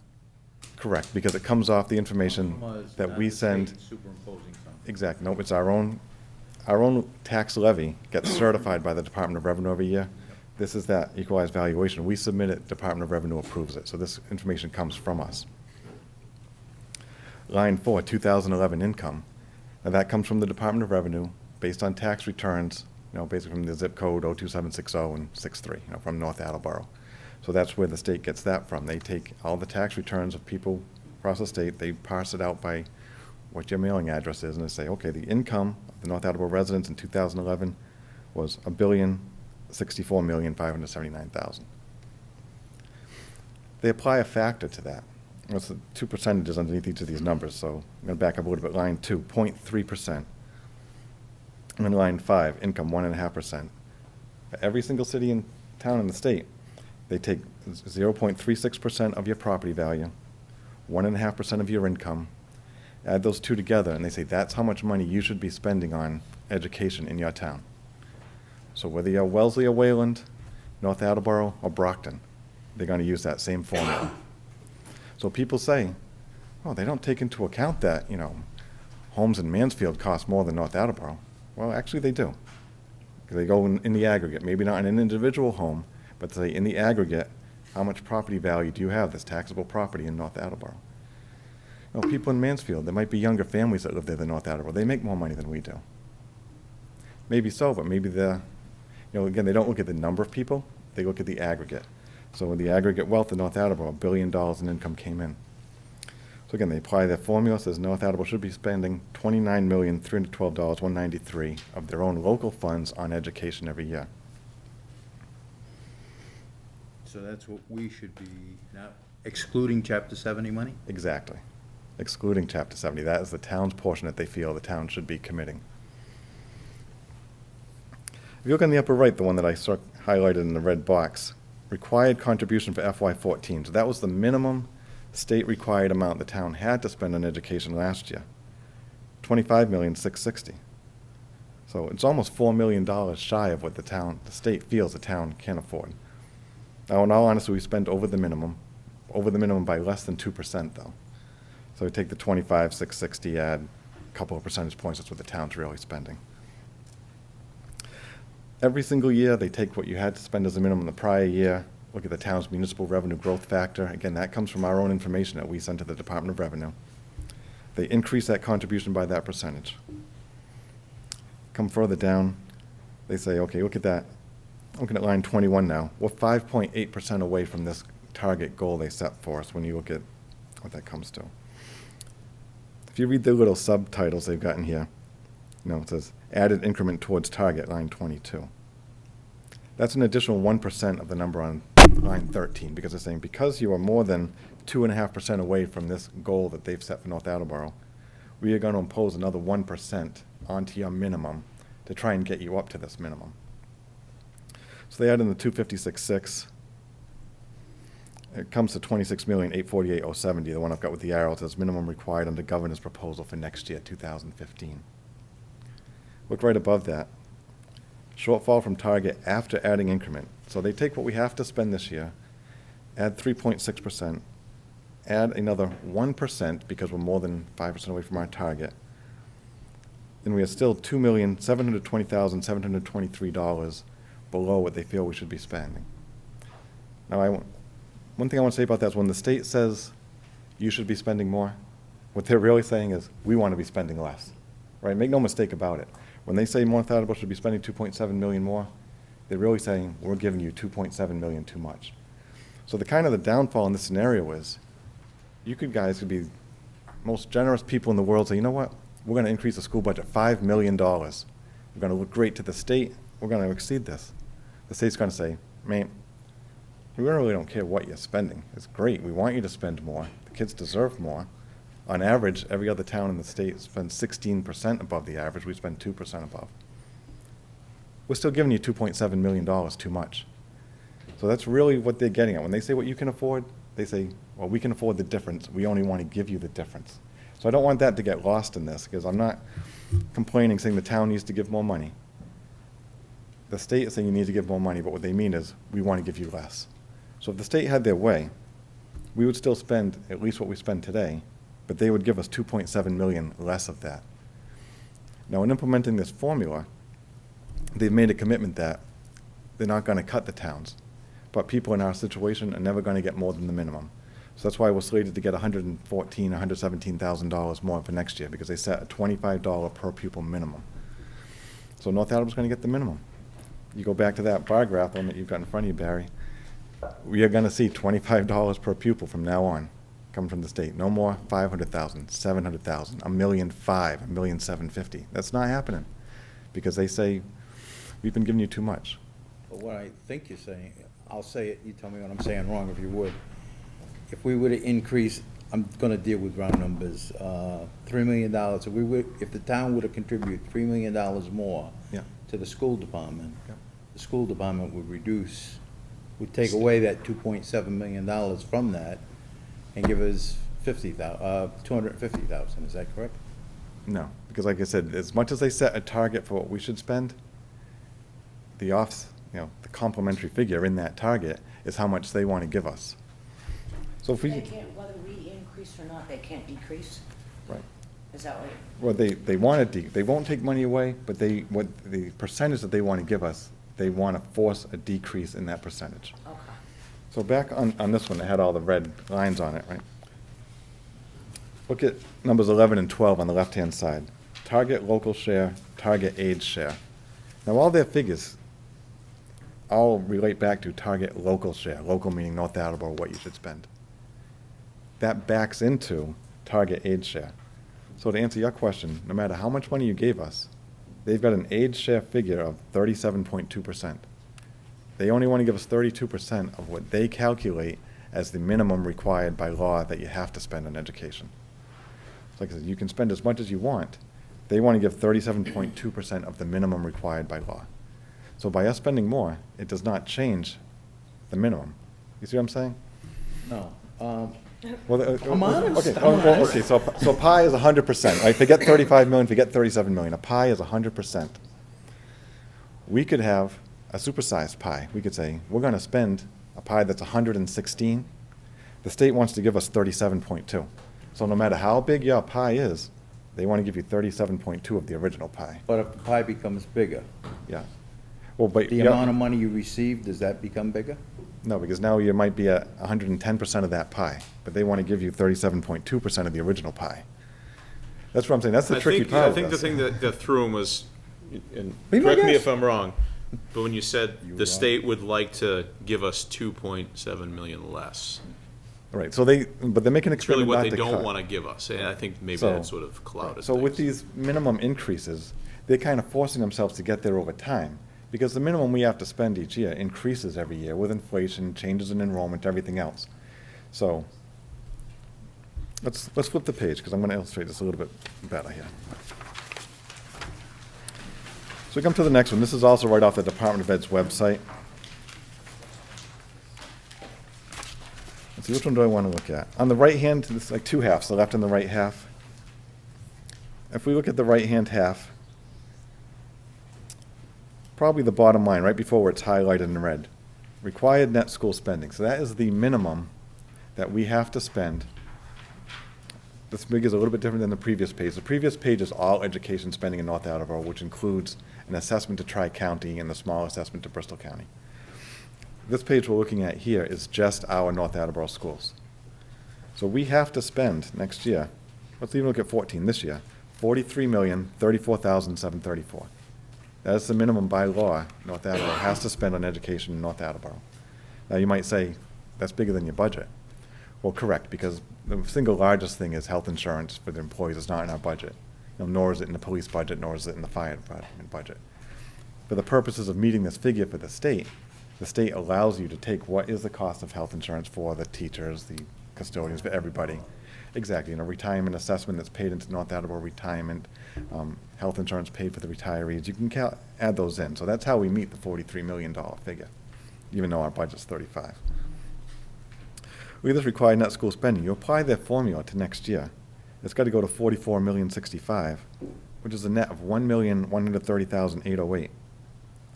They're proposing to give us an increase of $114,650, the number right above it. So that's how they're forcing themselves over time into recouping the $2 million that they don't want to give us. They're saying going forward the next year, you've got to increase your spending at 1.1 million. We're going to give you the 0.1 of that. So now $1 million comes from the town. And that's going to affect the calculation going into 2016. But because of inflation and other figures going up, unless we had a drastic decrease in enrollment, it's going to take time for the state to close that gap, but they're forcing a close of that gap by giving us $100,000 a year. Once we get to the point where they're at their 37% they want to give us, then the old tried and true formula would kick in. You got inflation, you got a change in enrollment, the town can give 2 or 3 percentage points of their own money towards that, the state will give us the rest. Until they get to the target amount that they want to give us, we're stuck with $100,000 a year. And I've asked them about it, and they say, we're committed to this. When this formula started, probably fully 80% of the communities were benefiting from this formula. 20% were like North Attleboro. So for any one of us that might complain, we'll call it Betty Poirier. Betty, we don't like this. Yeah, thanks, but my other 4 communities are benefiting from it. Maybe not her specifically, but statewide it works out that way. So the Department of Ed, they're bent on this. This is their formula. They're sticking to it. And, again, North Attleboro was not the farm town it was in '93, and they've realized it. And If we go back to the beginning of your presentation, I don't want to turn any pages, but we had, I think it was $3 billion worth of real estate valuation. If we increase that, let's say that override had gone through. Yep. Would that have repositioned us favorably or unfavorably? Well, let's work that through. So you increase your property values. Well, actually, no, because an override is your tax rate. right? It's not your tax values. So you can have an override of your taxes, the valuation does not change. So the equalized valuation, I have no idea where you live, I'm throwing out a number, 100,000, your house is 100,000. You're paying 3,000 in taxes, we have an override, you're paying 4,000 in taxes. You still live in a $100,000 house, because that's your equalized valuation of that house. Well, the town is my opinion, not anybody else's, the town's undervalued. Yep. Substantially, probably in the 20-25% level. Right, so a revaluation If is we were to adjust just, that, what I'm asking you is, if we were to adjust that, Yep. would that provide more income to this, from the state? well, what it's gonna do is it's going to increase the valuation of the town. They're gonna apply their factor and say, okay, you no longer have 3 billion worth of property, if it's 25%. You Say now 4 have, billion. you have 4 billion. Well, they're gonna apply their percentage and say, well, you need to pay, whatever percentage I said, 0.3% of your property values in support of the schools. So now you've got to pay 0.3% of 4 billion to the schools and not 0.3% of 3 billion to the schools. So it hurts us, it doesn't help us. Correct, which is why, I don't want to use the word hurt, but when I threw out, Weston, Wellesley, my sister lives in Wellesley, probably the second richest community in the town, in the state. And all the home values are 800,000 to $1 million minimum, right? Nice to But have that- rich relatives. they're paying, 80 to 90% of their school budget out of local funds and getting 10% from the state. Never mind the 30-some-odd% they say they should give North Attleboro. They only want to give Wellesley 10%. So that's how it evens itself out. The city of Brockton's going to get 87% from the state, and they say you can only afford to give 13%. So they apply the same factor to every town. So a higher property valuation is going to lead to them thinking your own residents should pay an even higher percentage towards education. You're rich. Dave, can I say something to Absolutely. clear up Ron's question before? We were getting confused on page 52 about a couple of things that I think Dave was trying to allude to. You heard him say that most towns pay 16% higher than line 10, the targeted local contribution of, in our town right here, $29,312,193. What he was saying was even if you coughed up that money, let's say, use that for lack of better terms, came up with all that money, what would the effect be on the state? Would state aid Chapter 70 funds change? The answer is the Chapter 70 funds wouldn't change. They wouldn't go up, they wouldn't go down. They're gonna apply that formula to it. What we're saying is, we still are short, according to the state, our fair share. It's just something to give you some gauge by. Now, with the other question you talked about too, with reevaluation of all property across the town, would that increase Chapter 70 funds? If the property went up all value, I know our increase, well, it would increase, obviously, the $29,312,000 would increase because your new dollar amount wouldn't be 3.5 billion, it would be 4 billion. So your local contribution that they suggest you should pay would go up, and then obviously the overall amount you have to come up with would go up in return. But by doing that, would it cause Chapter 70 funds to also increase? Well, it could, because they back into the figure that, it starts with you take the property valuation in your income, apply their factors, they say this is how much you should pay towards education. Then they look at that foundation budget that they set as the minimum you have to spend, then they say, what's that percentage? So depending on the correlation and the timing of your change in valuation to your change in your minimum budget that you have to have, your foundation budget, it could or it could not. I mean, Yeah. there's more than one singular factor. I know there are, but. Like Mansfield yeah. lost over 200 people in their children in their enrollment this year. Right. So throw that out there at $10,000, rough figure, times 200 students. There's $2 million that their required total just went down by losing 200 students, right? So that you take that into account, there's multiple figures that come in. So there's really not a clear-cut yes and no to that part, No. because it's not the only figure Right. that's going to get evaluated. But I didn't want the FinCom to walk away with the thought that if you went and evaluated all your property, that there is a Oh, possibility that it could, Yeah, no, that's not going to automatically lead to that. right.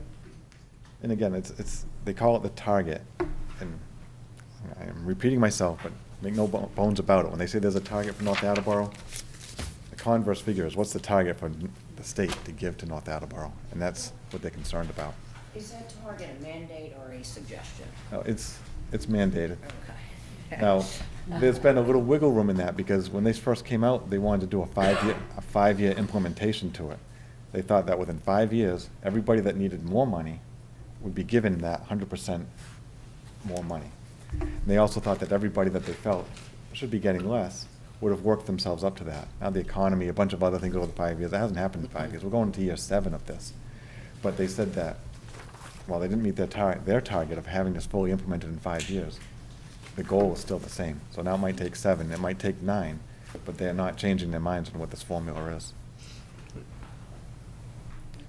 And then just, I was going to say, then just the last 2 pages that were from me was just, and you already had it from before, it's just the 2-page summary.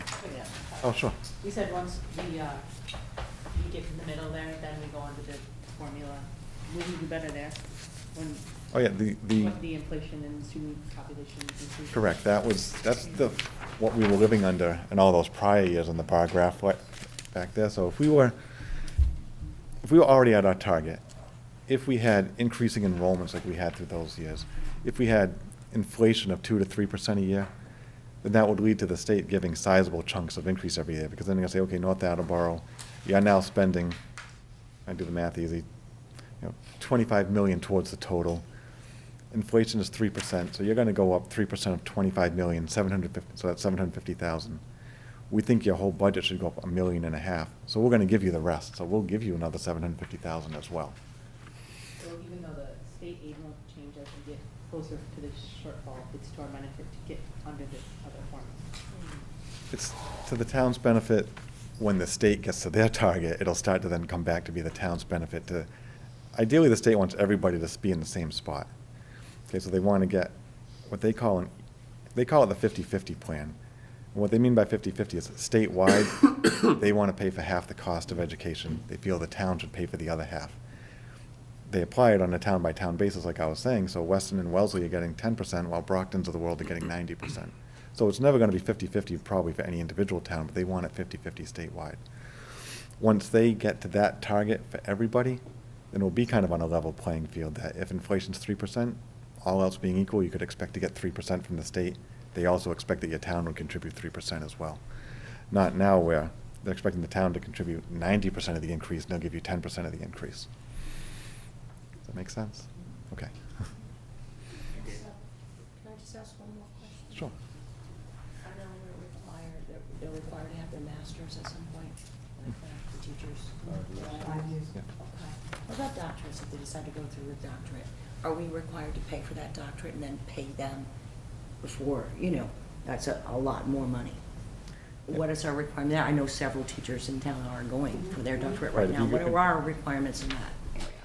We reimburse $450 per year per Okay. course, okay? And then if they do go ahead to do that, then if they do get that higher degree, then they move along those steps. Okay, thanks.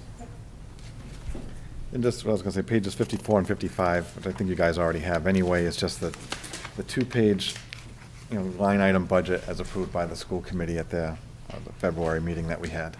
Question for you. Sure. Salary holding account. Yep. Could you just explain that, please? Sure. So at the point, yes. So Well, at the that's point, good. especially back in October, when none of the contracts were settled. Right. That was our best estimate at that point in time as to what the contracts would in fact settle at.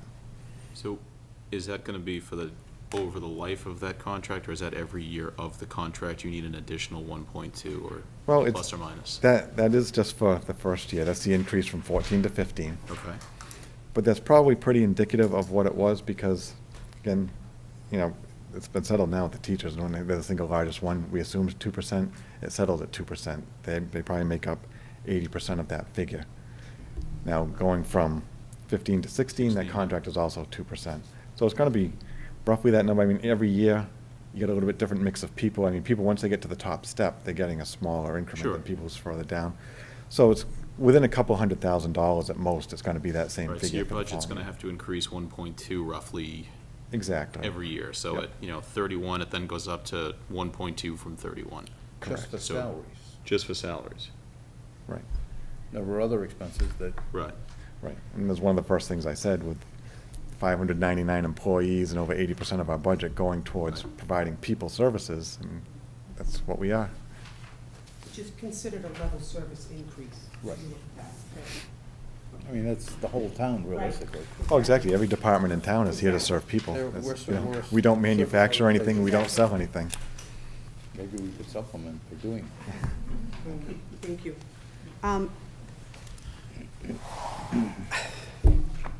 We could talk longer, you know. I just want to thank the folks that presented here tonight, and the folks that are here, and the folks that were unable to come. I know that the administrative team is, there's parent-teacher conferences, so they're there. They couldn't come here tonight, but I want to thank everybody in the school committee that's here. You know, I listened to all of this, and the nuances of the school district are very unique. Yes, we do have continued increases, but we also have major issues that change and ebb and flow every year. I want to start with where I began, which is I really truly believe that the way that this town is created and structured with small schools, neighborhood schools, providing that strong foundation to move forward into our larger middle schools with all of those eclectic opportunities that we must provide kids, and then to move on to the high school to prepare them just as they're ready to go out the door. It's, you know, for their journey of life. It's imperative that we continue to support education. And, you know, you read in the paper, and the whole entire town is faced with a level service decrease at 2.05%. For the school district, that means $773,000. Where do I cut? Where do we possibly get that?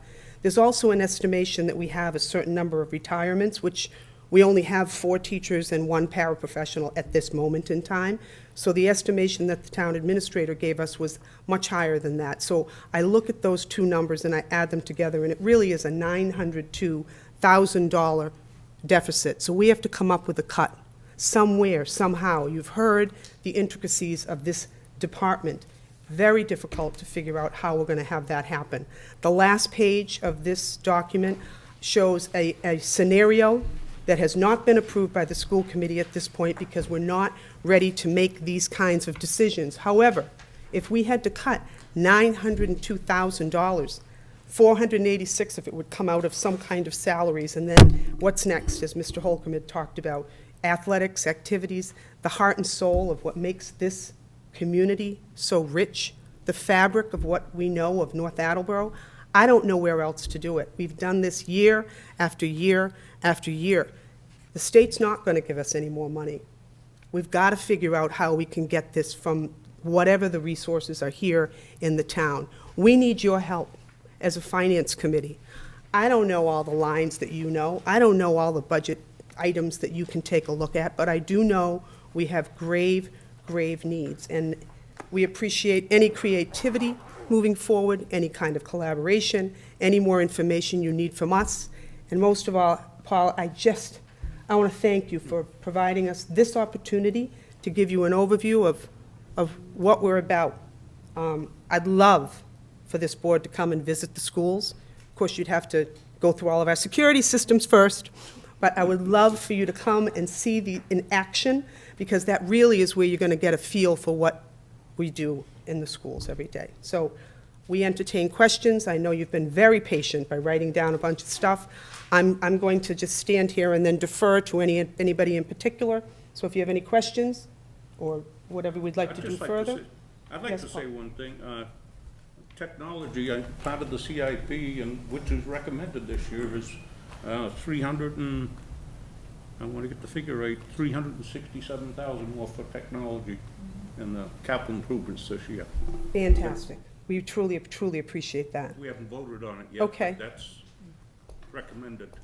Great. I thought it was 483,000. Well, there's a- Okay, just checking, just checking.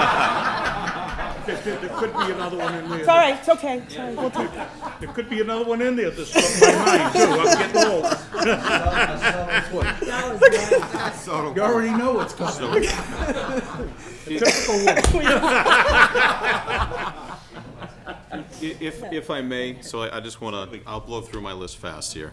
And I guess I'll start with some of the more difficult questions that I'd like to ask and sort of point out.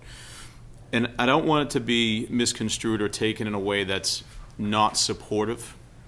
And it's just from my own knowledge and maybe other people that are on the panel here as well. You know, Mr. Holcomb talked about, you know, the family unit and having to come home and having to tell people that, you know, we can't pay for this because we're being lessened. you know, my position in private industry, and as well as we have discussions that I too was in public education as well. I've lived on both sides of the fence. And having to make the decisions to actually tell people that they can't work those extra 1, 2, 3, 4 hours of overtime really does lessen what they take home. Having to cut people back to under 40 hours, or even as much as laying people off, it's some of the hardest things of my job that I have to do, you know, almost on a, you know, monthly basis, depending upon how that private company is operating. Yep. From a PR standpoint, word on the street, as when you talk to different parents, many parents very supportive. But from a public relations and a perception standpoint, I have a lot of people, you know, that will come up to me and say, "You're on the finance committee, what's the story?" They keep talking about not having enough money, but every time I turn around and read in the paper, the teachers keep getting increase after increase after increase. And I understand everybody has to make a living, and that's a tough decision. I know, you know, unions are involved, and there's so much involved in that process. But if we look at the 1.2 million that gets increased, I often wonder, what could we do with that 1.2 million if there was actually a year that there was a 0% increase? What could we do with that money that maybe would have gone to that increase? How could that augment the system? And again, I'm not saying this because, you know, I'm trying to bash or trying to lessen what people do at their jobs. That's not it at all. But private industry is faced with difficult decisions on a daily basis. What we can afford, what we can't afford. How many people we can employ, how many people we really can't. And when times are tough, everybody in my company went 3, 4, 5 years without pay raises, bonuses. Everybody was like, okay, we gotta just, we wanna be employed. We wanna stay the course to weather it and come out on the other side better. And you know what? Luckily for my industry, for my company, we weathered the storm of the downturn, and we're stronger than ever now. And I can't help to think how maybe something like that, how do we talk to the perception that's out there right now when those questions are asked to me? Okay. How do I answer that? I appreciate the opportunity to actually address that. Right. First of all, the teachers did take a 0 a few years ago, and I can't remember what Right. year it was. Do you remember off the top of your head, David? 3, yes. 2 years ago? So they did. And there also have been concessions that have been made within this contract that Okay. we just finalized. There's normalization of the scale, as a matter of fact. There were some greater increases between steps that we were able to adjust and change, and we truly appreciate that with the teachers. We don't overpay our staff, our teachers, and it's inherent because we're the 3rd lowest per pupil expenditure Sure. in the entire state. There's a lot of databases that we could take a look at to see whether or not the town of North Attleboro overpays teachers or, you know, any of that, and we don't. I believe very, very, very strongly that the jobs that our teachers do are unbelievable. And so how they impact the children and what they do and what they bring to this situation, if you go into these classrooms, you're going to see, you know, you've heard me talk about lack of materials. The things that are in those rooms, teachers have brought in themselves. Sure. You know, so when you talk about concessions or talk about a 0, technically, they're bringing in their own materials, which is actually giving back something. So to me, asking folks to continually take 0s when we're not overpaying them to begin with, it's unfair. It just doesn't make any sense. So we have to figure out how we continue to build, develop, and sustain this district. It's, you know, the state isn't going to give us any more money. I understand that. We have to figure out how we can do things differently in the town. I swear, folks, you know, I also hear a perception of, how come there's $2 million that comes back in the fall? You know, I mean, and we know how complicated that is. So the perception, I think, as a collaborative effort, we need to shift the perception in the town to make sure that as we go forward, we can help to support what we know is very, very important for all departments. But we've got to change this cycle and change that perception. We are not overpaying folks. So I appreciate the opportunity to share, to say that. And I'd like to leave that into, you know, sort of, now that that's sort of out of Yes, the way, and because I good. know it's difficult to address people I because know. I don't have the answers for it. But I think it all comes back to 2 is tax, right? So Yep. this this town has historically been lower in tax. We all know that. You know, Sharon's tax bracket is, your residential, $20 per thousand, you know, and that's always historically been the problem here. You know, and in lieu of being able to raise that, you know, to be able to bring in more, you know, money so we can help augment these things. Does school have anything with regards to public relations? And I say that because, you know, how can we look inside the community that we have now in North Attleboro to help your cause, to help the school cause, in terms of leveraging businesses, leveraging people and their skill sets, to be able to bring those people in and utilize the skills that people have that may be, in the technology side, when I was in public education, I was asked, because of my technology expertise, to also be a technical, I think you referred to them as a tech assistant. So as a teacher in the system, I was also a tech assistant in my school as one of three. And I noticed that you had mentioned those were sort of individual persons that maybe were outside contractors or. I mentioned tech integration specialist, which is a different position, and Okay. we used to have that position in these schools, and many districts have. Those are usually people that work very closely with the teachers in the curriculum and integrating technology into the teaching. Right. So it's usually a teacher position. It's an additional teacher position. Right, so that was actually asked of, you know, asked of us when I was in that position. So I would go around either before, after, or during breaks.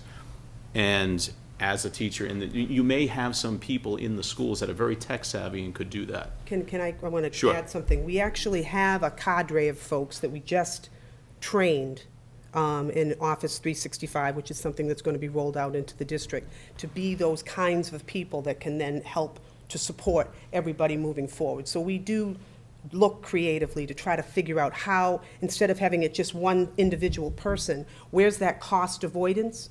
How do we look at overlapping? I know that Mr. Holcomb talked about adding more to everything. Well, like we do. I mean, every single principal in our district now provides professional development, writes the curriculum, you know, and is the safety officer, you know, of the schools. So the jobs that used to be in place that were maybe more singular are much more expanded. And every teacher is honing their skills. Our expectation is that all of our teachers are getting better at technology in order to support the kids for their future. So we have those kinds of ideas going forward. Most of our professional development is done by the teachers internally, so that the folks within the district, instead of spending the professional, you know, spending elsewhere, we actually utilize the people that are here.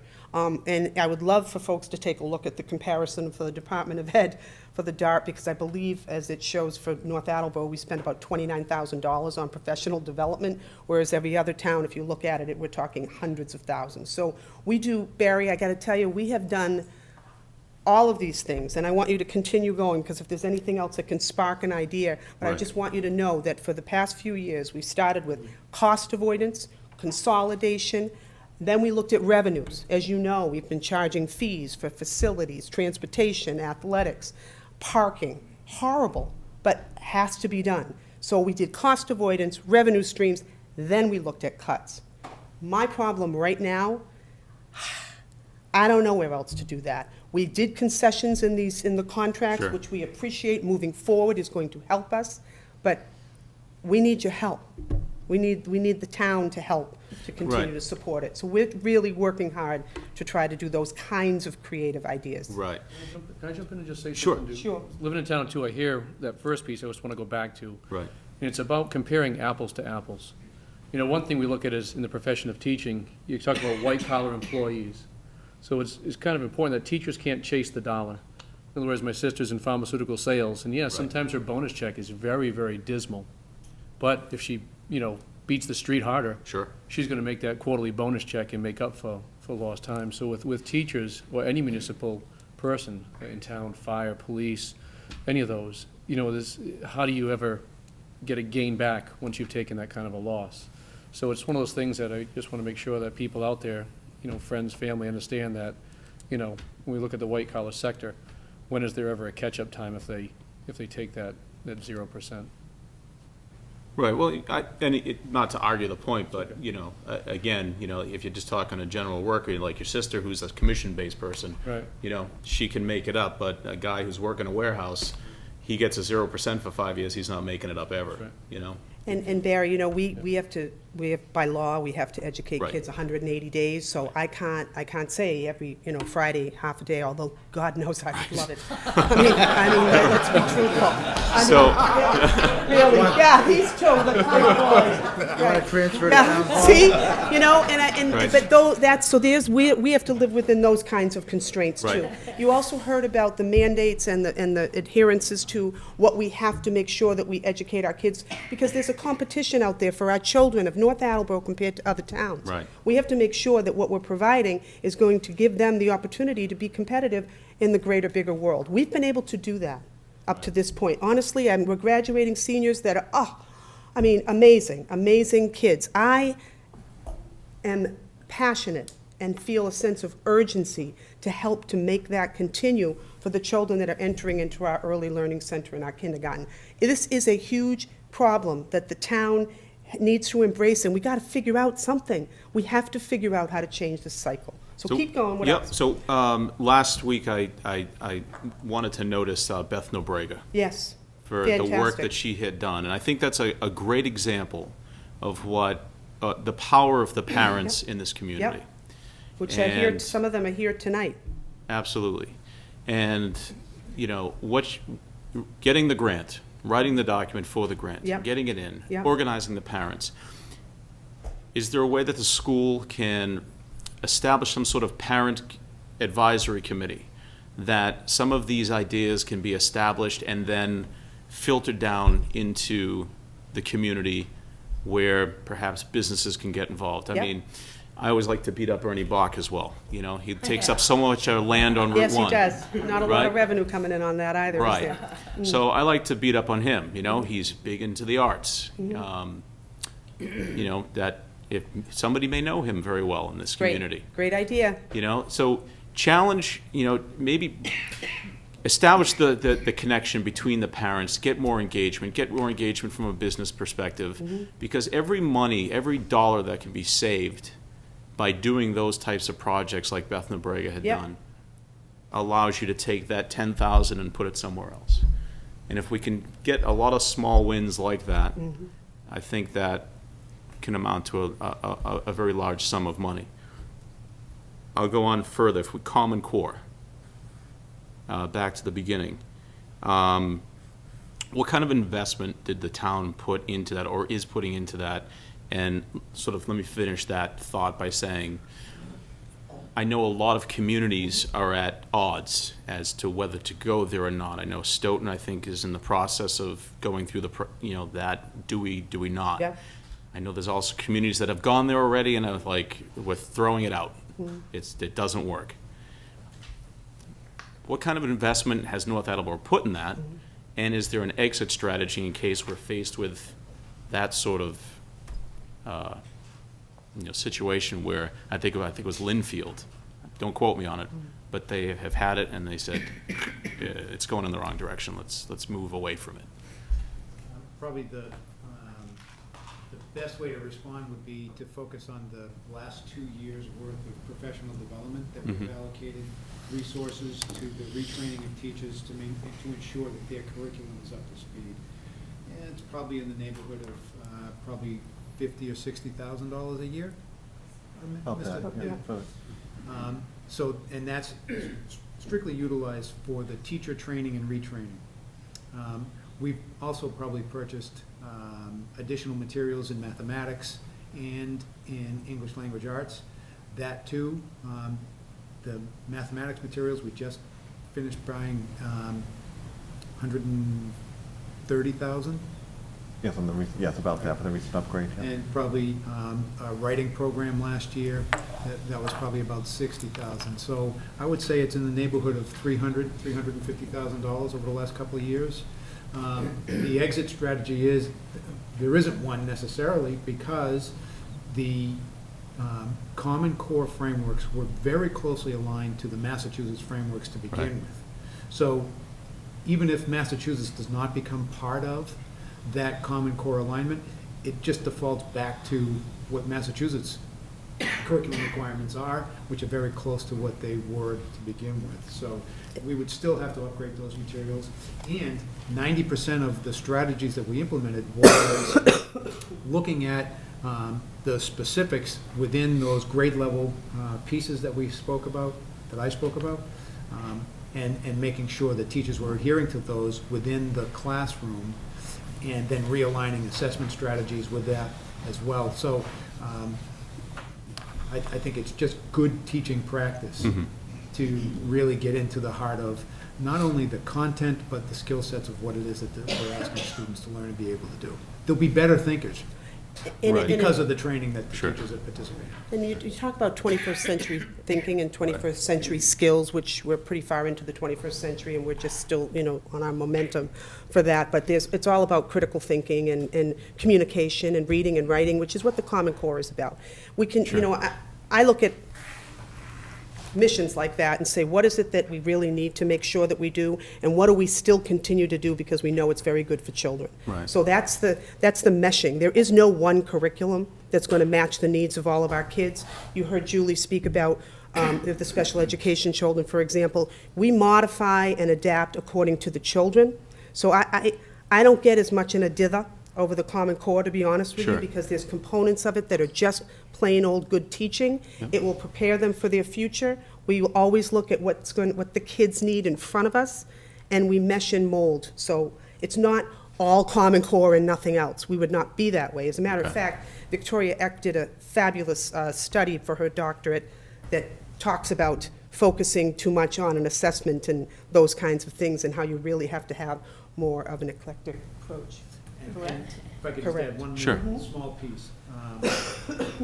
States that are pulling away from the Common Core are typically states that have a long way to go to catch up to what those curriculum standards are. Sure. Massachusetts conversation is really not so much about the Common Core, but much more about whether or not to implement the strategies for PARCC assessments as opposed to MCAS assessments. Now, that's really the question that are the PARCC assessments, are those federal guidelines as opposed to the state? National. National, right. It's a consortium of 23 out of the 50 states. What is your opinion on that in terms of, I've heard an opinion that MCAS, actually the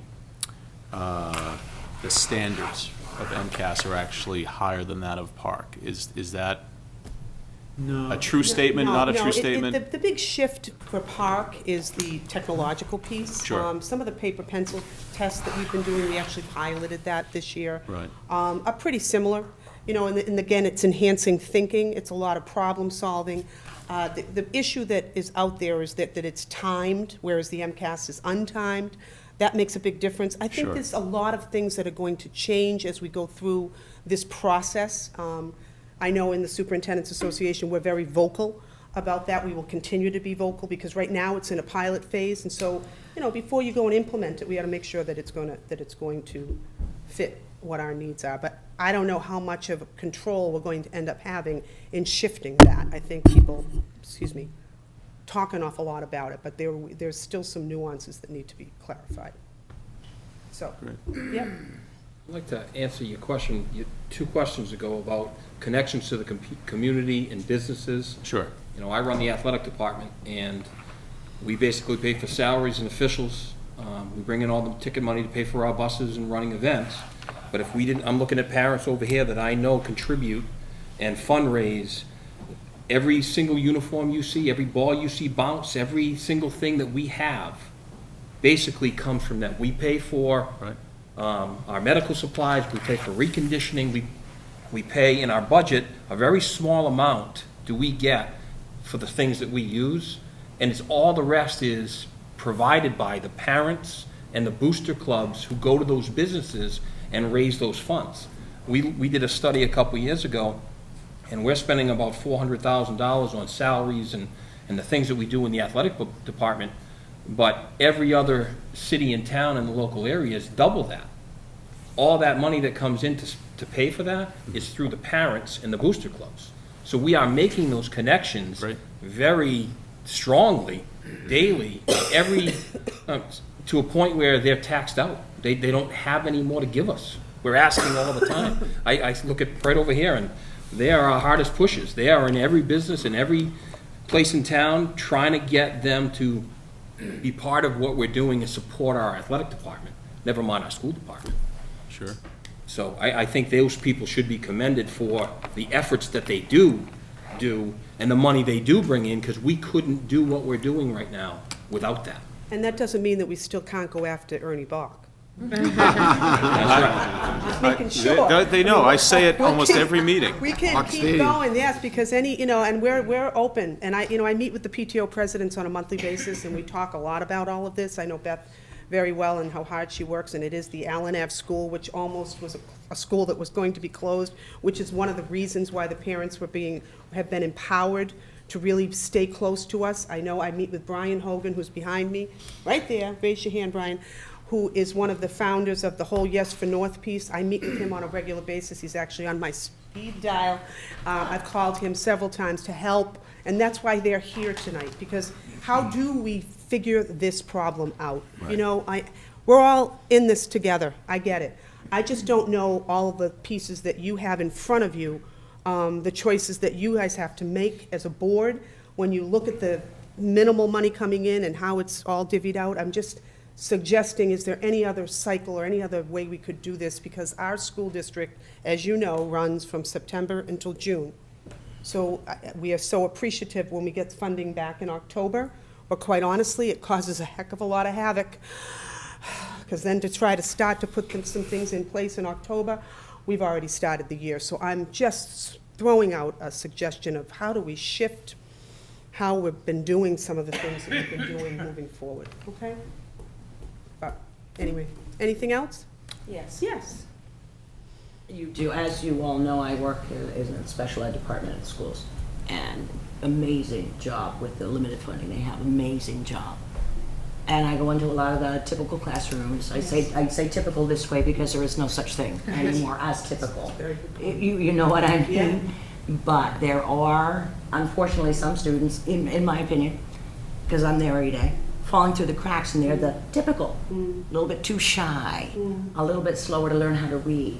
And we're spending so many resources mandated by the state, and you know, and no, I'm not saying we're doing a bad thing, but on the special needs and the IEPs, we're missing some of the typical students who could do a lot better if they had a little more support, time and attention by the teachers or someone in the classroom. Or the paraprofessionals. Right The now, we yes. have one paraprofessional in the entire Allen Ave school. Yes. We have one paraprofessional in the entire Roosevelt school. That used to be, there was a couple of paraprofessionals, you know, shared between classrooms. Adults impacting lives of children. That's what you're talking about. Yes. We see that as well. We are, you know, running on a shoestring, you know what I mean? But doesn't mean we're not going to keep on trying. So I appreciate that point of view.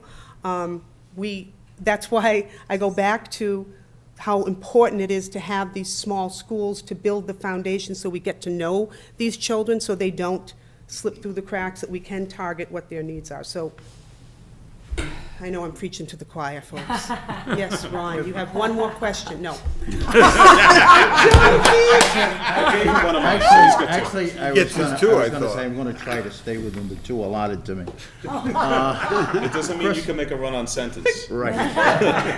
Run-on question. First of all, I think in this regard, for the whole committee, I'd like to say you guys did an outstanding job, appreciated it. I learned a lot of stuff. Thank you. Some of it makes me feel good, some of it makes me very nervous, Yeah. to be very, very honest with you. Don't like some of it. But you know what? I'm not an educator, and I'm the first to admit it.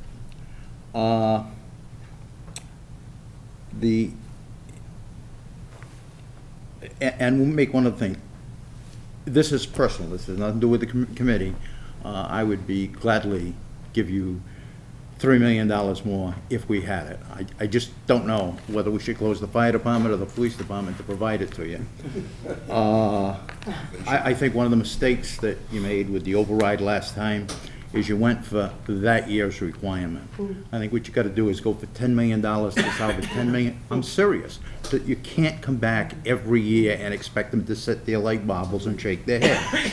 You don't have to spend the $10 million, you just have to make it available. And it's gotta be up to the town administrator, the school department, every other department, the finance committee, to release and allocate that money over a period of time, 10 years hopefully, that we can bring our contributions and our fair shares up to a higher level, on a more appropriate level. My two questions are mandated functions.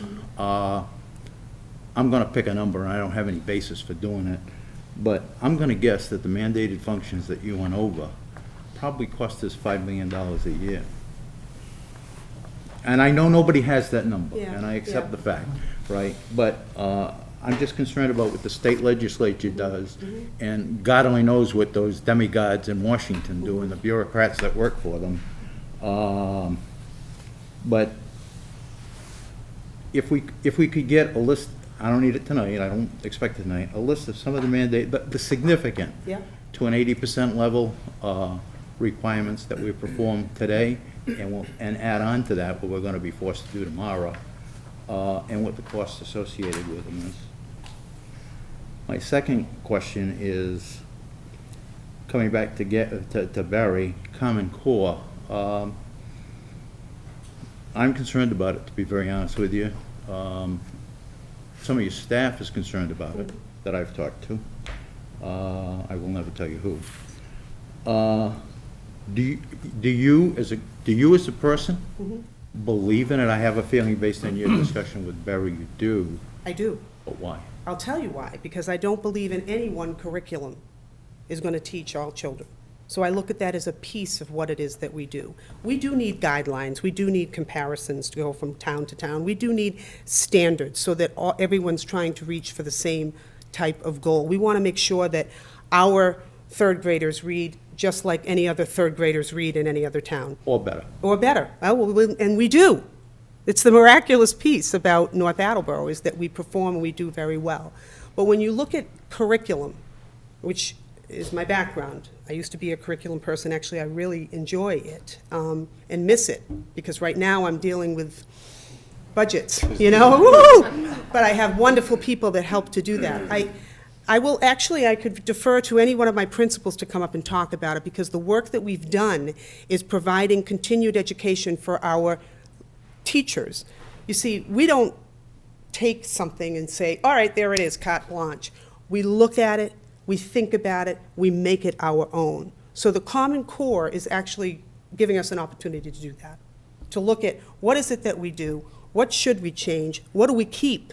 Some of it we're not adhering to. Don't tell the state, because we feel that what we do is going to be okay and be better for them. It never bothers me to ignore what the state wants. But that's why we do so well in North Attleboro. We haven't just only done the MCAT. I mean, the Common Core curriculum that we have now. You supplement that. It is just a basis, a piece of what it is that we do. So I'm not that worried about it. It's heightening thinking, reading, writing, and we're going to make it our own. I don't think it's going to go away from the I don't think corners. so I either. think I can And speak for Victoria's done a lot of work at the middle school on that, so if you want to chime in, you can come right up to the mic if you'd like. I'll chime in from here. Okay. I think I'm loud enough.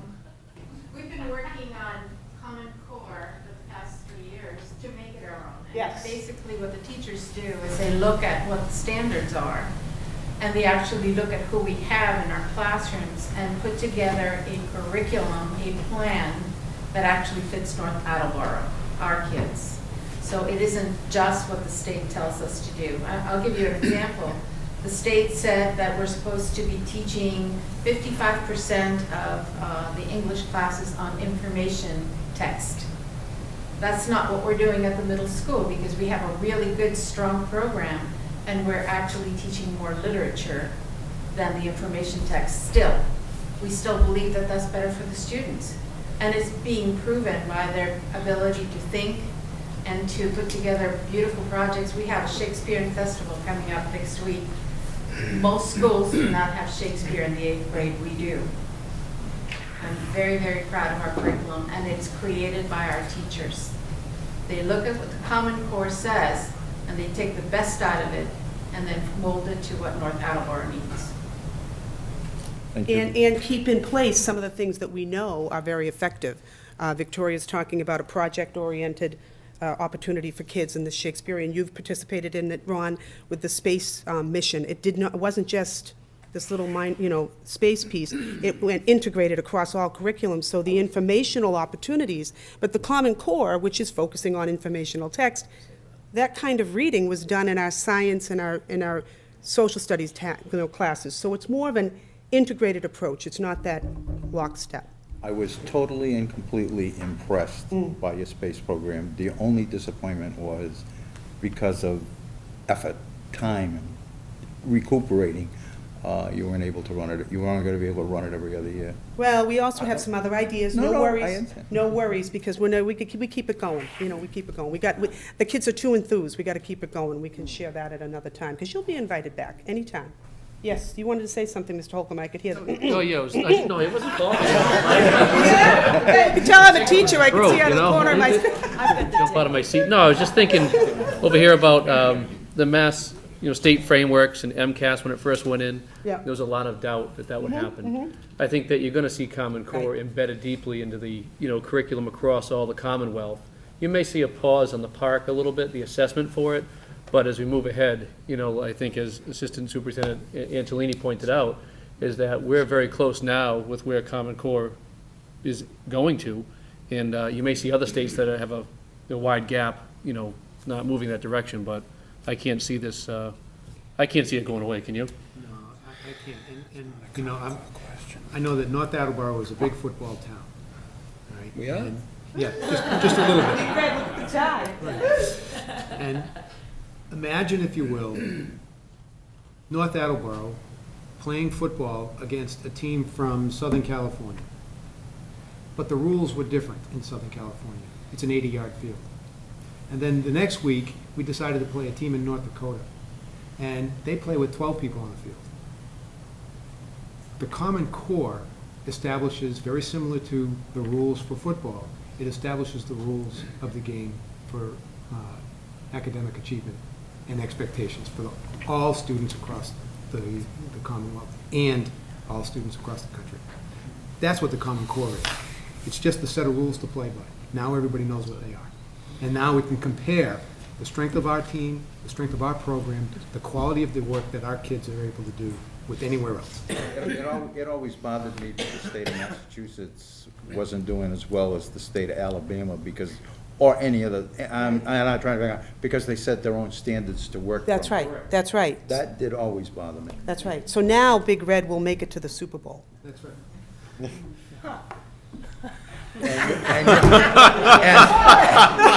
It's late. And if they're not, and if they're not, you're gonna buy lunch for the entire. Okay, there you go. There you go. All right, folks. Again, I thank you very, very much for your time, your attention.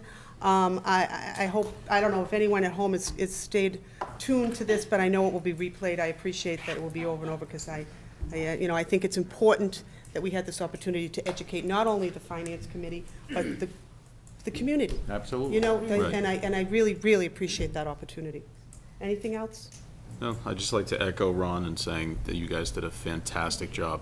Thank you. And you do presenting. every day. Thank you very Thank much. you very, very much. You didn't issue echo the Appreciate it. concerns. Yes, I'd like to thank you for the committee.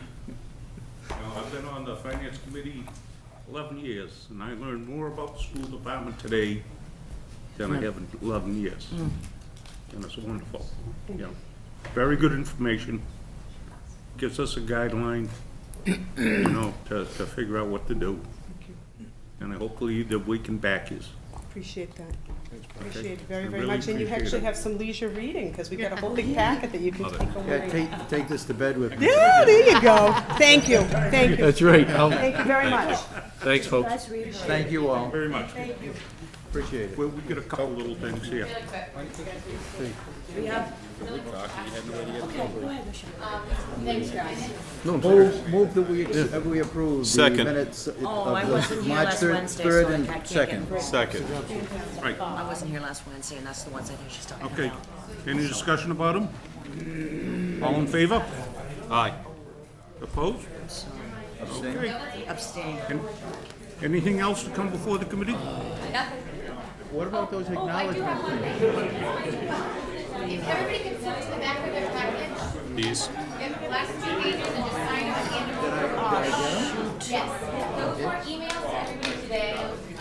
Every year we have to re-sign. Oh, right, and you said they were here. Today's date? Today is another. I'm sure you will get it on that. Glad you figured that out before Thank 10 you. o'clock. There you go. And then the next thing I wanted to talk about. Just this?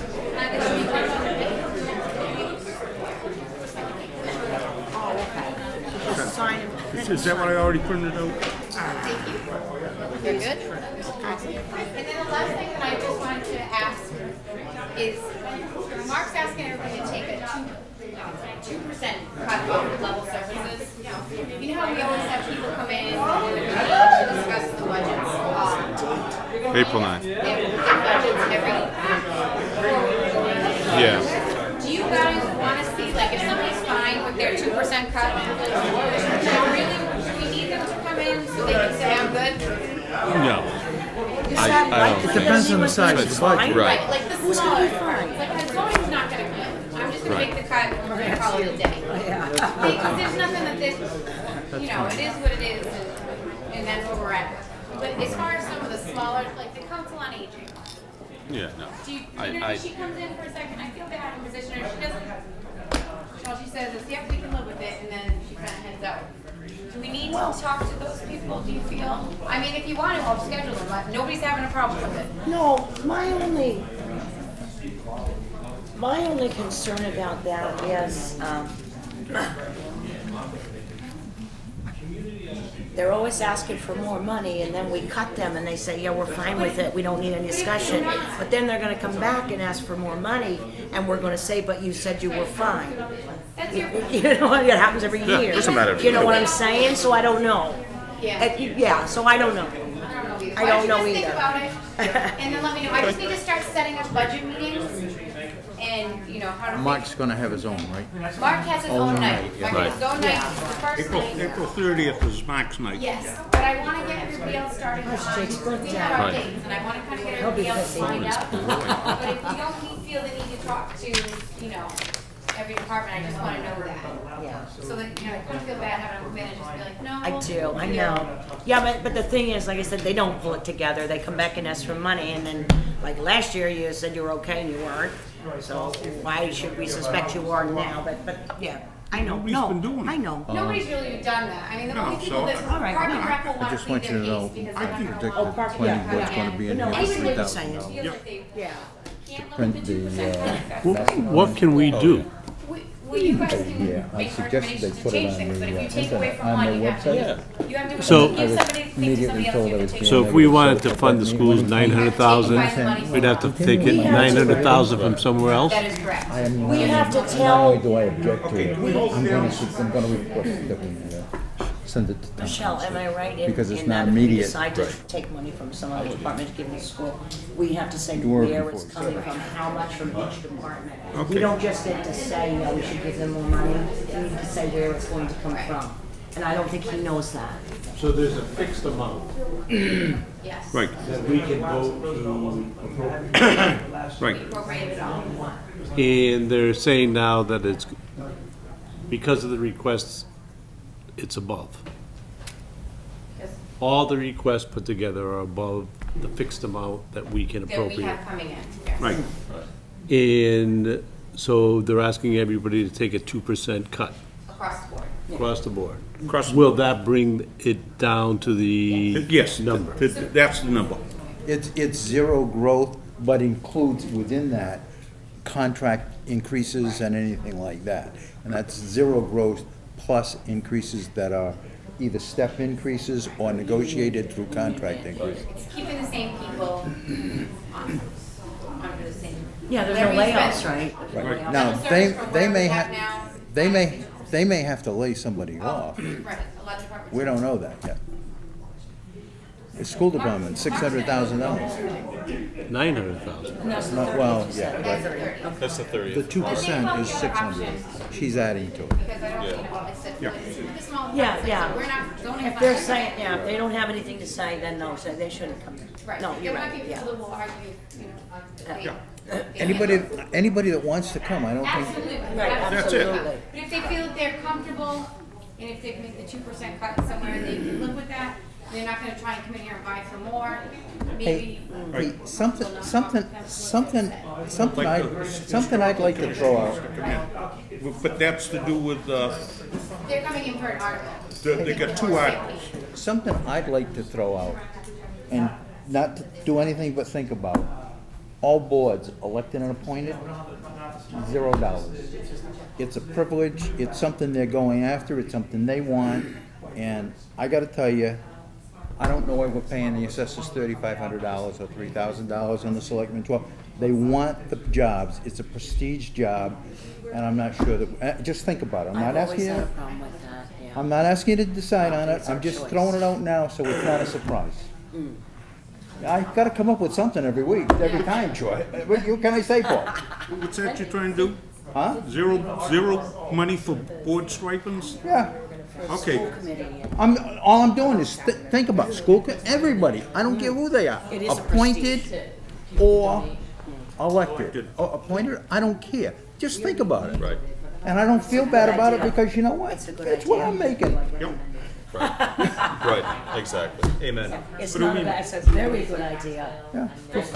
I don't know if we can do that. Thank you very much. Questions? I'm Caroline, I'm on the school committee. Pat Murphy. Okay, motion, we have You a I motion. know. I know. Motion to You I adjourn. know. You I know. Yes. Okay, all in favor of adjourning? Hi. Aye. Mariah, how are you? Okay. We can meet Don't be a Carol word. in your adjourning. Caroline, Hi, Carol. I was a high school, 6.5 years.